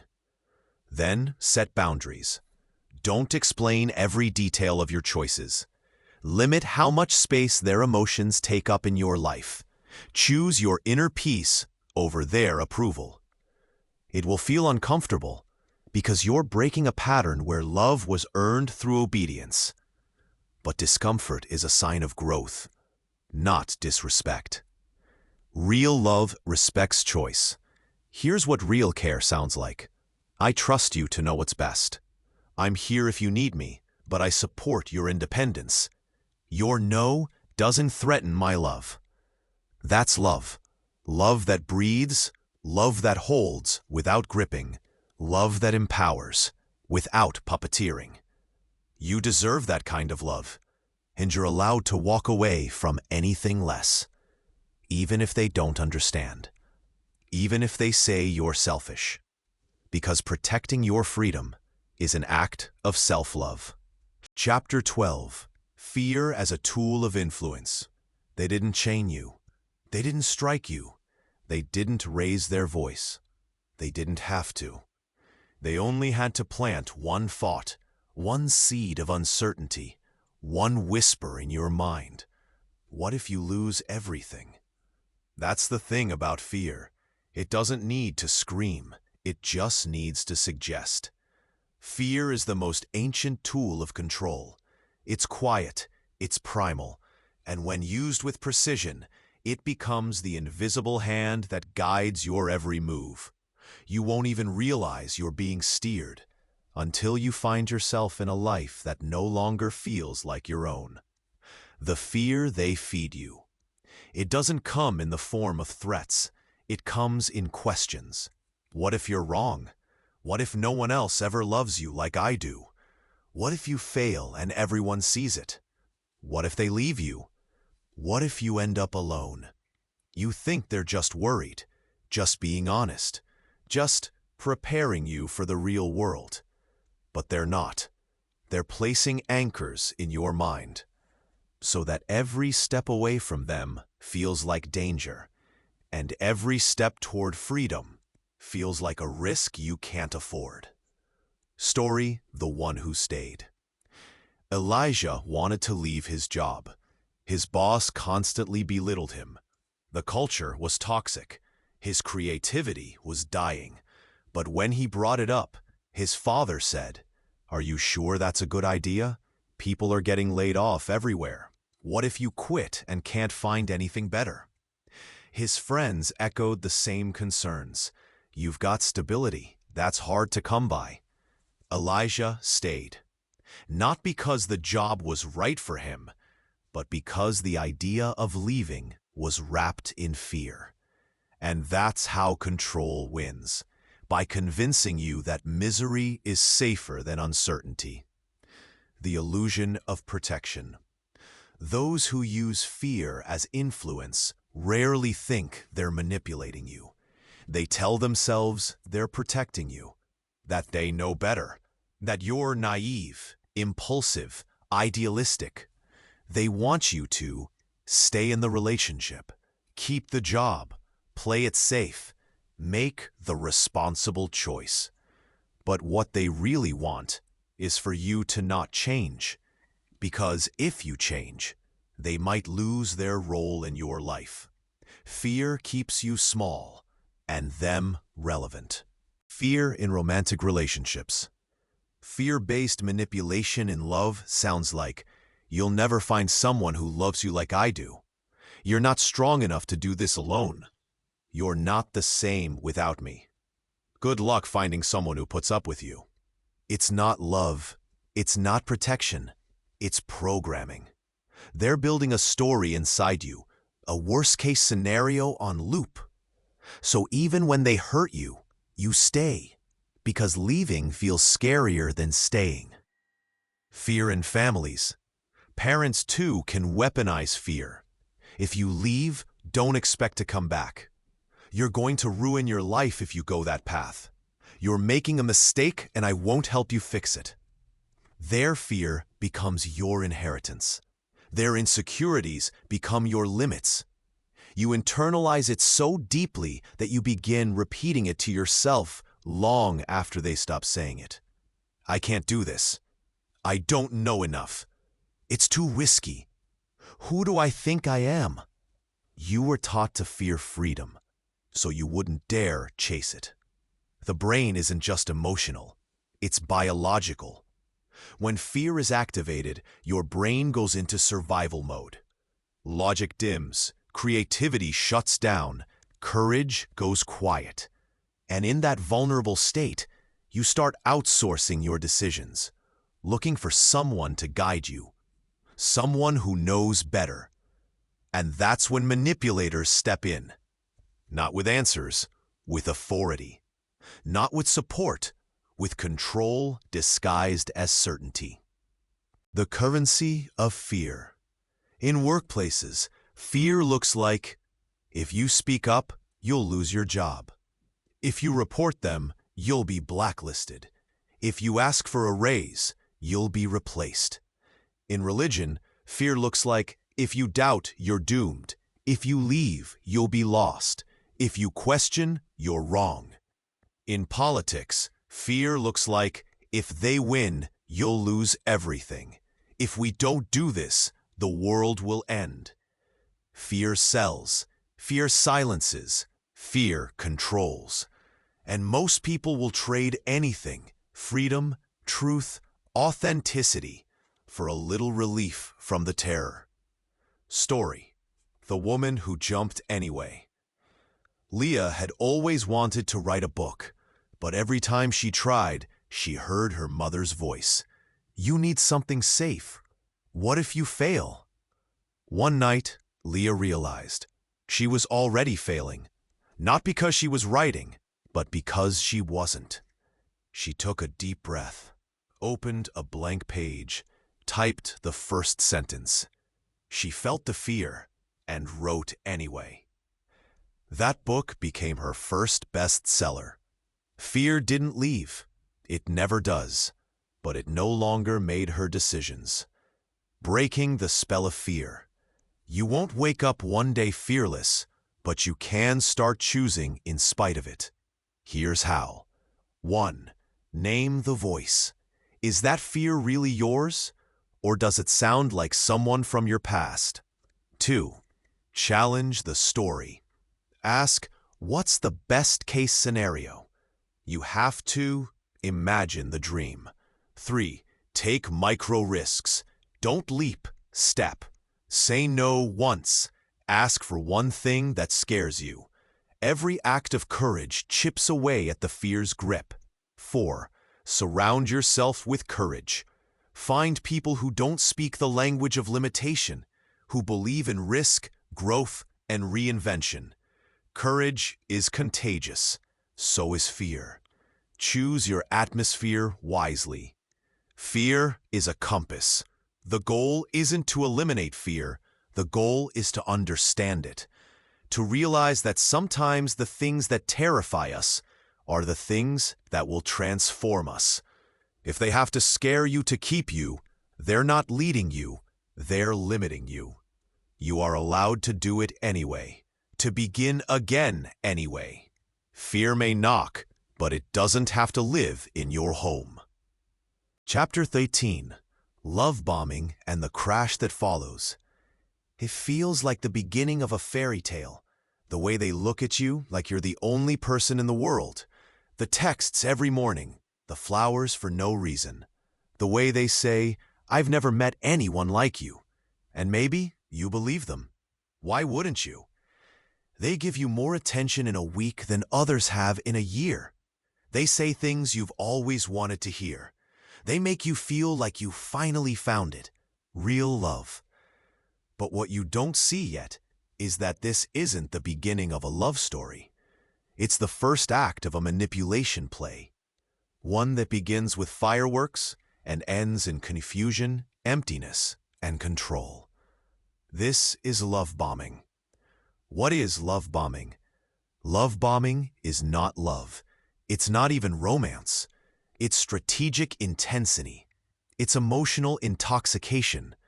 It's seduction used as camouflage. It's when someone overwhelms you with affection, gifts, promises, and attention, not to connect with you, but to possess you. It's fast, it's intense, it's addicting. And that's the point. Because once you're hooked, the power shifts. You're no longer an equal partner. You're a dependent. The high before the fall. They tell you you're special. They say, we're meant to be. You're different from anyone I've ever met. I can't believe I found you. They send long texts, talk about the future, talk about moving in, marriage, children, destiny. It's all too much, too soon. But you don't want to ruin it, because what if it really is fate? What if this is what love is supposed to feel like? So you dive in, fast, head first. And for a while, it feels like flying. But every high comes with a crash. And with love bombing, The crash is hard. Story: The dream that became a prison. Lena met Andrew at a coffee shop. He smiled like he'd known her forever. By the end of the first week, he'd written her a love letter. By week 2, he said, "I love you." By week 3, he wanted her to meet his family. He texted constantly, told her she was perfect, told her she was his person. Lena had never felt so seen. Then, slowly, he got jealous when she went out with friends, cold when she didn't reply fast enough, dismissive when she voiced concerns. When she pulled back, he said, "After everything I've done for you?" And that's when she realized the love wasn't real. It was bait. The crash when affection becomes punishment. Once they know you're attached, the shift begins. Cold, critical, and you blame yourself. You think, what did I do wrong? Maybe I'm not enough anymore. Maybe if I try harder, the old version of them will come back. But the truth is, that version was never real. It was designed to hook you. They don't need the mask. Now they can control you through guilt, withdrawal, silent treatment, emotional manipulation. You go from being worshipped to walking on eggshells. Why it works? Because your brain gets addicted to the highs. Love bombing floods you with dopamine and oxytocin, the chemicals of bonding and pleasure. Your nervous system starts associating them with safety, validation, and love. So when they pull back, it's not just emotional pain, it's withdrawal. You crave the version of them who said all the right things, who made you feel like the center of the universe. You don't realize you're trying to return to something that was never safe, only seductive. The most dangerous part, the worst part about love bombing isn't the fall, it's the gaslighting that follows. When you try to express confusion, pain, or betrayal, they say, "You're too sensitive. I didn't do anything wrong. You're the one who's changed. You're being dramatic." They make you question your memory of how good it once was. They make you believe you're responsible for ruining it. And you cling even harder, trying to fix something they broke on purpose. Red flags of love bombing. Here's how to recognize it before it's too late. Extreme intensity early on. They talk about the future in the first few days. They use soulmate language before knowing you deeply. Constant contact. They text excessively, want all your time, respond within seconds, and expect the same. Isolation wrapped in romance. They say things like, "I only need you. No one else understands me like you do," then gradually pull you away from friends and family. Sudden withdrawal. When you express independence or boundaries, they grow cold, fast. Guilt wrapped in love when you ask for space, honesty, or emotional clarity. If it feels overwhelming, fast, and too perfect to be real, it probably isn't. How to protect yourself. You don't need to become cynical. You don't need to stop believing in love. But you do need to slow down. Here's how. 1. Pace the relationship. Real love grows. Infatuation rushes. Let someone earn access to your heart, one conversation, one truth at a time. 2. Watch for consistency. Words are cheap.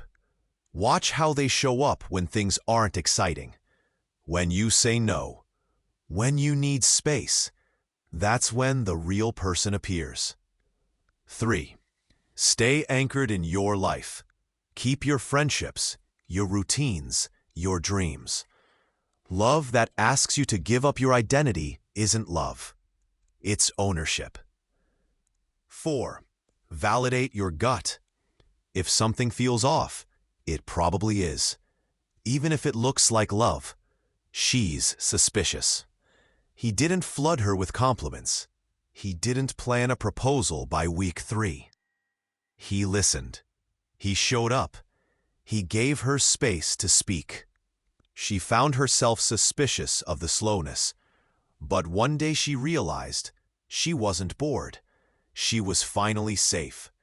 Because love isn't supposed to make you dizzy. It's supposed to make you whole. You deserve real, not intensity that fades into silence, not passion that becomes punishment. You deserve presence, patience, truth, and time.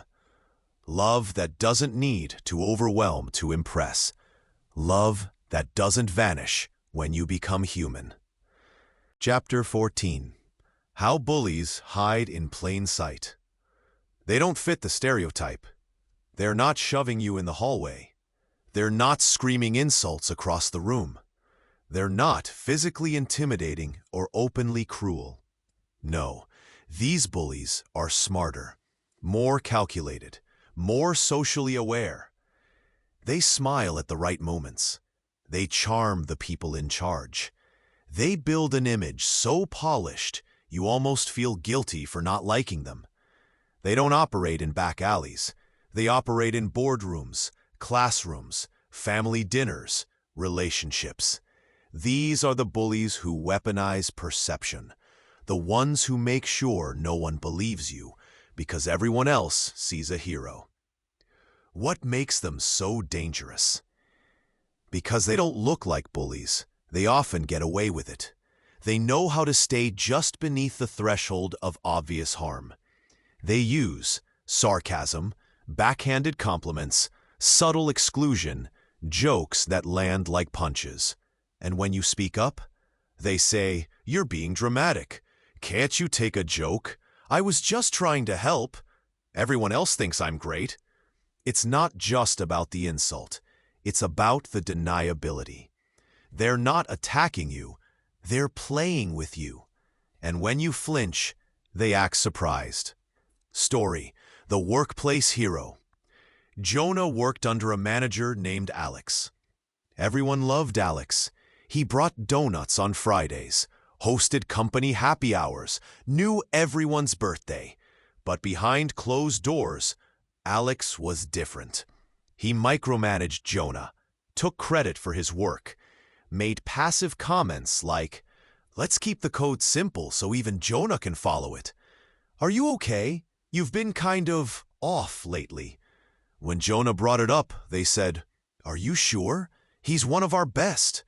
Jonah began to doubt himself, started shrinking, started avoiding meetings.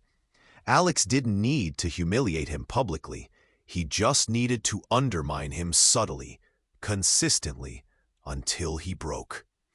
The social politics of bullying. The plain sight bully understands two things better than most. Power is perception. If people like you, they'll defend you. Silence is protection. If the target stays quiet, the harm can continue indefinitely. So they play both sides. In front of others, they help, they mentor, they charm.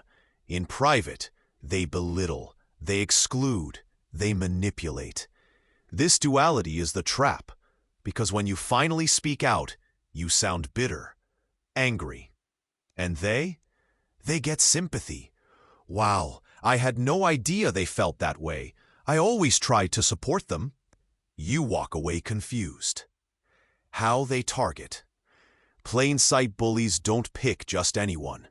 They often choose people who are empathetic, are new or different, threaten their sense of status, shine a little too brightly. Because when your presence challenges their image, they don't attack you directly. They chip away at your credibility, undermine your confidence, plant seeds of doubt in others' minds about you. They're not loud, they're surgical. And that's why no one sees the wound except you. Why no one believes you? Because the bully has already told their version of the story. They've laid the groundwork. So when you finally reach your breaking point, it looks like an overreaction. You're emotional, they're composed. You're hurt, they're concerned. You're telling the truth, They're shocked and saddened. This isn't just manipulation, it's image warfare. And the longer you stay quiet, the harder it becomes to reclaim your truth. Story: the sibling that always won. Aaron grew up with an older sister, Bella. Bella was the golden child. Smart, polite, perfect. Behind closed doors, Bella teased her, stole her clothes, made fun of her weight, told her she was too sensitive to survive the real world. At family dinners, Bella was charming. At home, she was cruel. When Aaron told her parents, they said, "Bella? No way. She's always looking out for you." Aaron stopped speaking up, started believing maybe she was too sensitive. Maybe Bella was just toughening her up. It took years for Aaron to realize she wasn't weak. She was just being bullied by someone who knew how to hide in the light. How to spot a plain-sight bully. You feel drained after interactions, even though they seemed nice. They joke about your insecurities and act surprised when you get upset. They position themselves as helpful, but only in ways that make you feel inferior. They're charming in public, cold in private. They question your memory of events subtly, but regularly. The key isn't what they say, it's how they make you feel, over time. How to reclaim your power. 1. Document everything. Keep a log, not just for HR or family, for yourself, so you don't start gaslighting your own memories. 2. Speak up sooner. The longer you wait, the more isolated you feel. Say something, even if it's just to one person. 3. Don't play their game. They want you to lash out, to look unstable. Stay grounded. Respond with calm, clear truth. 4. Get witnesses when possible. Ask someone you trust to join conversations. 5. Walk away without drama. Sometimes the biggest power move is quiet exit, followed by thriving without them. Your story is believable. Just because no one else saw it doesn't mean it didn't happen. Just because they're liked doesn't mean they're kind. Just because they're smiling doesn't mean they aren't cutting you with every word. You're not weak for being hurt. You're human. And you don't owe anyone silence just because they know how to perform kindness better than they practice it. The legacy of shame. Shame doesn't start with you. It's generational, cultural, systemic. Maybe your parents were shamed, so they taught it without realizing. Maybe your religion used shame as a way to keep control. Maybe the world just didn't know what to do with someone like you, so it tried to shrink you into something more manageable. But just because it's familiar doesn't mean it's yours to carry. You can set it down, even if no one else in your life ever has. Story: the voice she reclaimed. Lila was told from a young age that she was too much, too opinionated, too intense. She learned to dim herself, speak softly, hide her dreams behind supportive smiles for others. But one day, while coaching a group of teenage girls, she heard herself say, "Don't ever apologize for your brilliance. The world doesn't need more polite women. It needs real ones." She felt something crack inside, like she was finally giving herself the message she'd always needed. That day, she stopped apologizing. Not because the world told her to, because she finally stopped telling herself to. How to cut the strings. Shame cannot survive the light of truth. Here's how to bring it there. 1. Name it out loud. Shame thrives in silence. Say it, write it, expose it. I've been made to feel like I'm too much. I've been carrying shame that doesn't belong to me. 2. Ask, whose voice is that? Trace the origin. Was it your parent? A teacher? An ex? If it's not your voice, why are you still listening? 3. Talk to yourself like someone you love. Would you tell a child they were unworthy of love? Of course not. So why speak to yourself that way? Replace "I'm such an idiot" with "I made a mistake. I'm still learning." 4. Practice visibility. Shame dies where authenticity lives. Speak up. Share the art. Wear the dress. Ask for the raise. Take the photo. Be seen. You don't heal shame by hiding more. You heal it by showing up. Anyway, you were never too loud, too emotional, too ambitious. You were too real for a world that's afraid of its own truth. But you're not here to make people comfortable. You're here to be free. And if this chapter loosened even one of those strings, then you're already winning. Let shame be your signal, not your sentence. Because the things they tried to silence are exactly the things you came here to share. Chapter 16. Weaponized empathy. You care. That's your strength. You feel deeply. You understand pain, even when it's not your own. You try to see both sides. You forgive easily. You listen, especially when no one else does. And for most of your life, you've been told that makes you a good person. And it does. But what happens when someone sees your empathy not as a gift, but as a weakness to be used? What happens when your compassion becomes a leash? Weaponized empathy is when someone turns your kindness into your cage. They use your heart to control your choices, and they make you feel guilty for protecting yourself.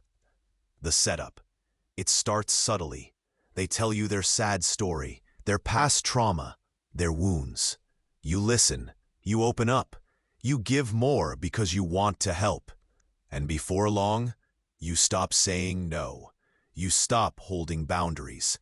You stop asking for anything because they've been through so much. Suddenly, their pain becomes your responsibility. Their emotions become your workload. Their healing becomes your job. And every time you try to pull back, you feel like a monster. Story: the empath who stayed too long. Mara fell for someone who was broken. He told her everything: his abusive childhood, his failed relationships, his anxiety, his depression. She held him through it, listened to him sob on the floor, canceled plans to be there when he called. But when she asked for emotional support, he was unavailable, detached, distracted. And when she finally said she couldn't keep doing it alone, he said, "Wow, I thought you were different. I didn't expect you to abandon me like everyone else." She stayed longer than she wanted, not because of love, but because she couldn't live with the idea that she might be the villain. That's how empathy gets turned against you. The trap of the good person. Empaths are wired to help, to soothe, to fix. So, when someone plays the victim well enough, you forget to ask, "Is this even my job to fix?" You assume, if I don't help, who will? If I walk away, they'll spiral. If I set a boundary, I'm being cruel. You start managing their moods like it's your duty. You silence your needs to preserve their peace. You abandon yourself to keep them from feeling abandoned. And they let you. Not because they're helpless, but because it benefits them. How it shows up? Weaponized empathy doesn't always come from villains. Sometimes it's the friend who always makes their crisis more important than yours. The partner who pulls the "you don't care about me" card every time you set a limit. The parent who reminds you how much they sacrificed whenever you try to live your own life. They don't have to say it harshly. They just have to make you feel like you're selfish, you're heartless, you're cruel, you're cold.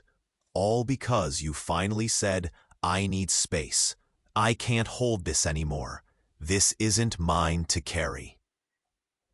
Manipulation in the language of pain. Here's what it often sounds like. "I guess I'm just too broken to love." I thought you were the only one who understood me. If you really cared, you'd stay. I can't believe you're doing this to me right now.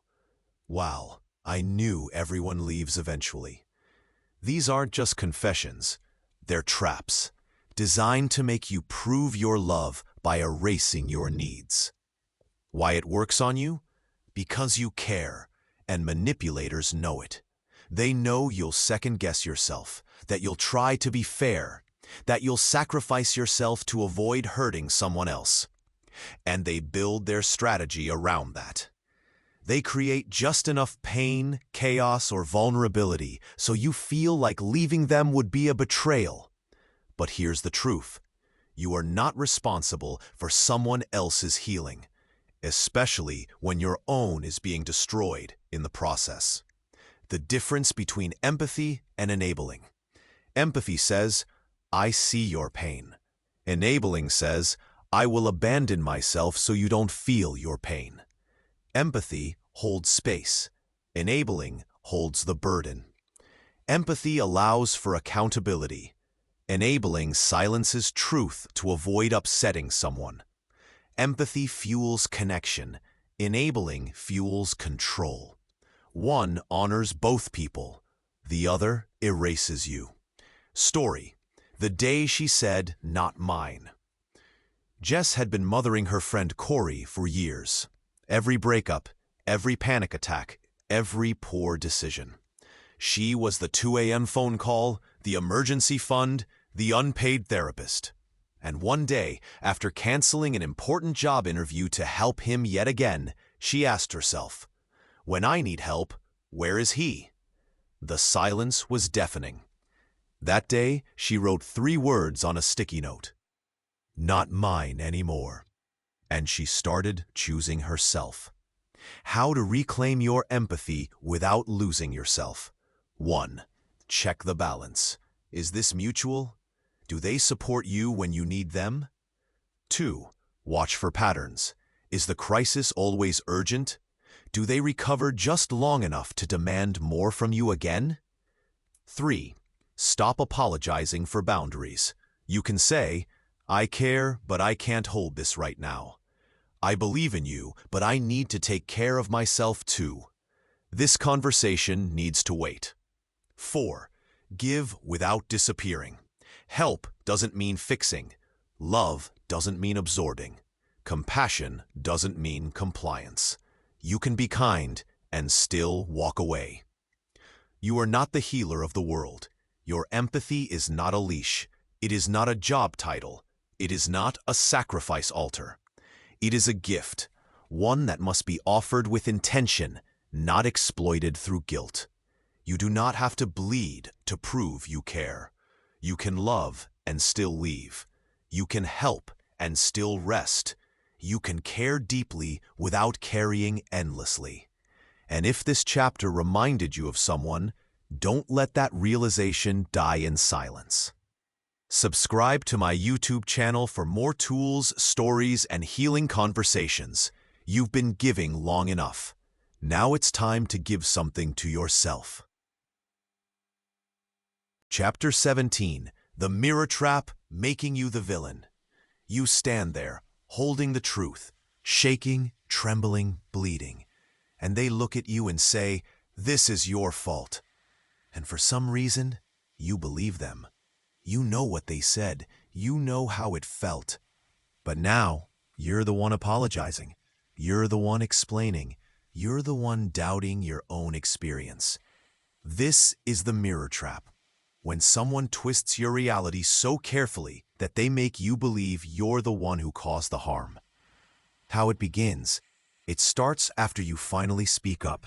After you say, that hurt me. I don't feel safe. Something doesn't feel right. You expect dialogue, accountability, apology. Instead, you get deflection, distortion, denial. They don't just reject your truth. They turn it back on you. And suddenly, you're defending yourself for simply having boundaries. Story: the argument that became her fault. Jordan told her partner, I feel like you dismiss my feelings. He stared at her blankly and replied, "You're always so dramatic. This is why I can't talk to you. You make everything about you." She tried to explain, tried to stay calm, tried to clarify what she meant. He stood up, stormed out. Later he said, "You ruined the whole night. I was just trying to relax and you had to start something again." She cried herself to sleep, but because somewhere deep down, she started wondering if he was right. That's the mirror trap. Why it's so effective? Because it weaponizes your empathy. Because you want to be fair. Because you want to understand. Because you don't want to hurt anyone. And so, when someone frames you as the problem, you pause, you question yourself. Did I say it wrong? Maybe I misread their tone? Maybe I overreacted. Maybe I'm the toxic one. You lose sight of what was real, and the more you try to explain yourself, the deeper into the trap you fall. Common mirror trap tactics. 1. Emotional inversion. You say, "That was hurtful." They say, "You're being abusive." You go from victim to villain in seconds. 2. Selective memory. You remember the whole fight.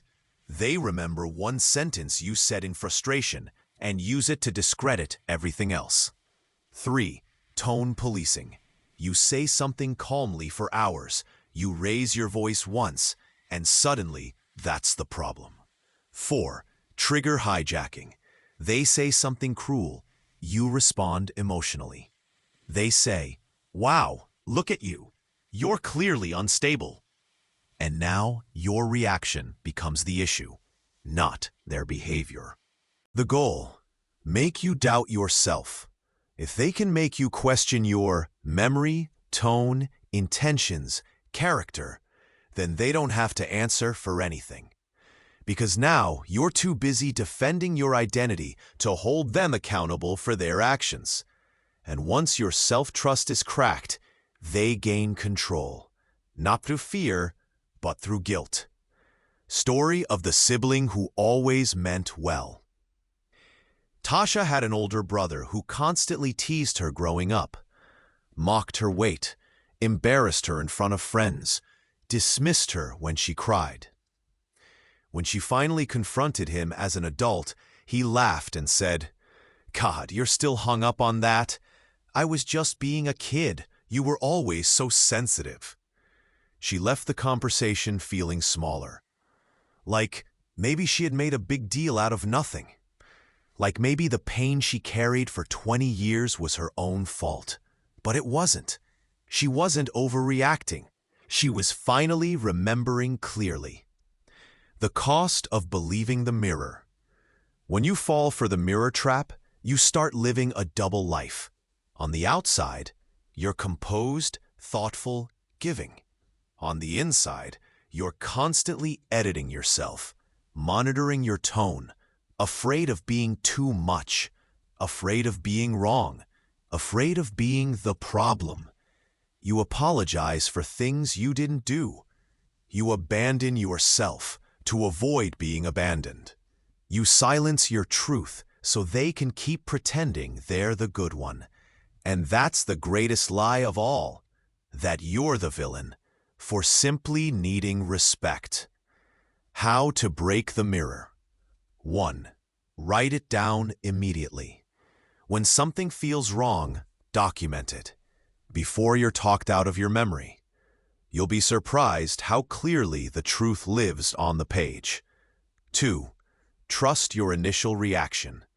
If it stung, before the justification, before the "I was joking," it meant something. Your body knew before your brain tried to rationalize. 3. Say it aloud, even if it's to yourself in a mirror. Say, "I am not the villain for setting boundaries. I am not cruel for being honest. I am not wrong for remembering what happened." 4. Seek external reality checks. Talk to someone you trust. Often, it takes a single voice saying, "You're not crazy," to snap you out of their illusion. You are not the bad one. You are not unstable. You are not mean. You are not impossible to love. You are someone who finally noticed the harm and had the courage to name it. That doesn't make you broken. It makes you brave. And if someone has to frame you as the villain just to avoid facing their own behavior, they were never your safe space to begin with. You don't have to stay in the frame they built for you. You can walk away. You can drop the script. You can reclaim your reflection. You know who you are. They just hoped you'd forget. Chapter 18. Withholding, starving you into compliance. There's a kind of control that doesn't raise its voice. It doesn't slap, scream, or curse. It simply stops. It stops giving affection, stops offering approval, stops showing up. And you're left in the cold, wondering what you did wrong. Withholding is the quiet war. It's the punishment of silence, the manipulation of absence. It's when love becomes a currency and connection becomes a leash. They don't need to convince you to behave. They just need to withhold enough of what you crave until you break yourself in the shape they want. The invisible punishment. It begins after a disagreement, a boundary you set, a truth you finally shared. Instead of yelling or fighting, they go quiet. No texts, no touch, no warmth. You feel it immediately. You try to repair things. You reach out. You apologize, even when you're not sure what you did. But the air stays cold. They're not angry. They're disappointed. They're not hurting you. They're taking space.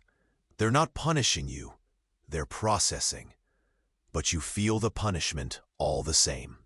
Story: the mother who disappeared. Every time Leah upset her mom, even in small ways, her mom would disappear emotionally. She'd go cold, withdraw affection, act fine with a voice like winter. No more hugs, no more I love you, no more how was your day. It wasn't rage, it was starvation. As a child, Leah learned to earn love back by being quieter, sweeter, less herself. As an adult, she did the same in relationships. Every time someone went cold on her, she panicked, because deep down she had learned, love is something you lose the second you stop performing. Why withholding hurts so deeply? Because we're wired for connection. Because love is oxygen. And when someone takes it away deliberately, you don't just feel confused, you feel like you're drowning. That's the power of withholding. It doesn't attack your actions, it attacks your worth. And you start believing, I must have deserved this silence. Maybe if I change, they'll come back. If I'm better, they'll stop pulling away.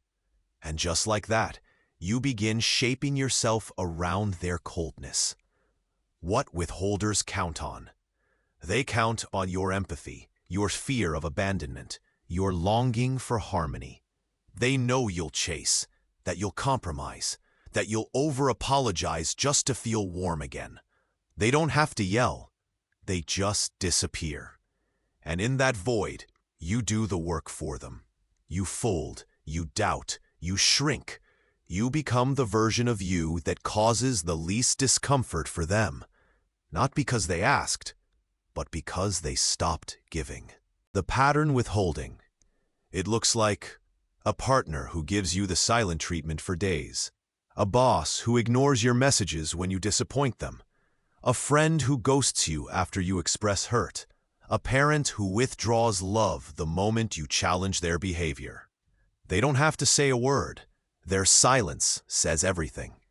I control when you feel safe again. If you want connection, earn it. Your truth costs you me. Story: the boy who broke the pattern.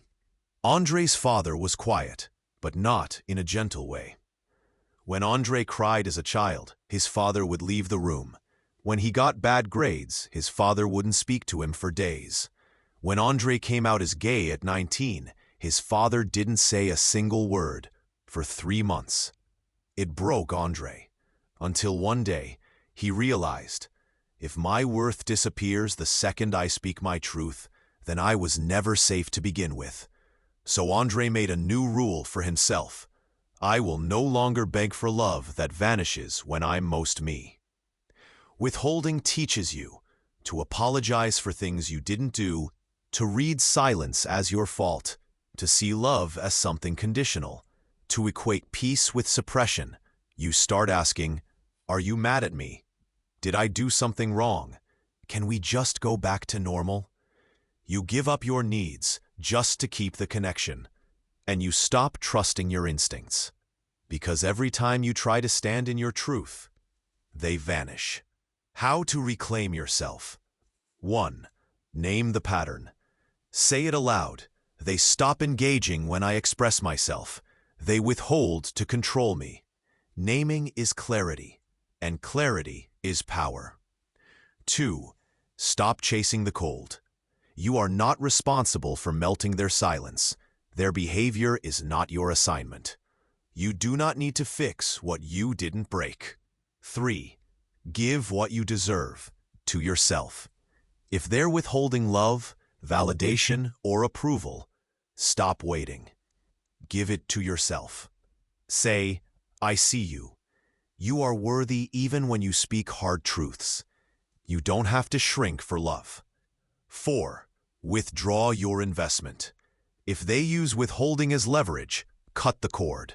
Don't beg, don't chase. Walk away and let the silence become their own to sit with. You deserve warmth that doesn't disappear, love that doesn't punish, connection that doesn't vanish every time you rise. You do not have to perform your worth. The right people won't go silent when you're honest. They'll lean in. They'll hold space. They'll stay. So let this be your turning point. If someone uses silence to control you, your silence in return is your freedom. Not to punish, but to protect. Chapter 19. You were never broken. You were wounded. You were shaped. You were shaped. You were made to believe your cracks were flaws, when really, they were the places where your light survived.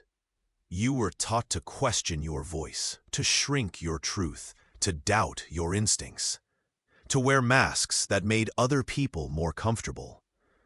But hear this now. There is nothing wrong with you. There never was. The problem was never your sensitivity. It was the world that kept asking you to numb it. The problem was never your fire. It was the people who feared being burned by your brilliance. The legacy you inherited. So many of the battles you fought weren't yours to begin with. You inherited fears that weren't yours, beliefs that weren't yours, wounds passed down like family heirlooms. Maybe your mother taught you to disappear. Maybe your father taught you silence was strength. Maybe a partner taught you love meant surrender. Maybe the world taught you being too much was a sin. But none of that is truth. It's programming. And you are allowed to break the code. Story. The day she stopped apologizing. Rena always apologized for everything. She apologized when someone else bumped into her. She apologized when asking for help. She even apologized when she cried in therapy. One day, her therapist stopped her mid-sentence and said, "You've apologized 5 times in 10 minutes. What are you sorry for?" She couldn't answer, because deep down, she wasn't sorry. He had just been trained to believe she had to be, for existing, for needing, for feeling. That day, Rena walked out with a new promise to herself. I will stop saying sorry for being human. And that small decision, it changed everything. You are not who they said you were. They said you were too sensitive, but that was your empathy. They said you were too dramatic, but that was your expression. They said you were selfish, but that was your self-respect. They said you were cold, but that was your boundary. You were never the problem. You were simply the one who saw clearly in a world built on pretending. And for that, they tried to make you doubt yourself. Because if you believed in your own worth, they couldn't control you. The strength in survival. You survived things you didn't even have words for. The gaslighting, the manipulation, the invalidation, the subtle punishments, the emotional starvation, the shame. And still you showed up. Still you loved. Still you kept going. That is strength. Not the loud kind, the quiet kind. The kind that doesn't always roar, but rises again and again, even when no one said thank you. Story: the mirror she finally reclaimed. In her final session with her coach, Ali sat quietly and said, "I used to think I was broken, that something in me was fundamentally wrong. But now, I see it wasn't me. I was just responding to a world that didn't know how to love me properly." And the coach said, "Then your healing is remembering who you were before the world forgot to honor you." Ali didn't say anything. She just smiled. Because for the first time in her life, she believed it. You are allowed. You are allowed to speak loudly, to take up space, to walk away, to rest, to want more, to not explain yourself, to love yourself first, to leave what breaks you, to start over without apology. You are allowed to live a life that feels like yours. You do not need permission. You only need to remember you are already enough, right now, as you are. Not after healing, not after perfection, now. Your new inner voice. It will take time to replace the old voices, the ones that told you you were too much, too messy, too broken, too difficult. But you can choose a new voice, one that says, "I see you." You are allowed to exist fully. You don't have to earn love. Your emotions are not a liability. You are not the villain in your story. You deserve peace, not just survival. You are not broken. You are becoming. Every time you choose yourself, you rewrite the story. If this journey spoke to you, if any part of this book found its way into your heart, if any sentence helped you feel seen, if any chapter loosened the grip of a lie you've carried, then don't let the healing stop here. Before you go, take a moment. Hit subscribe on my YouTube channel. Let's keep this conversation going. There's more waiting for you, more truth, more tools, more stories that say you're not alone, you're not wrong, you're not broken. You're exactly who you need to be, and now you're finally free to be her, him, that.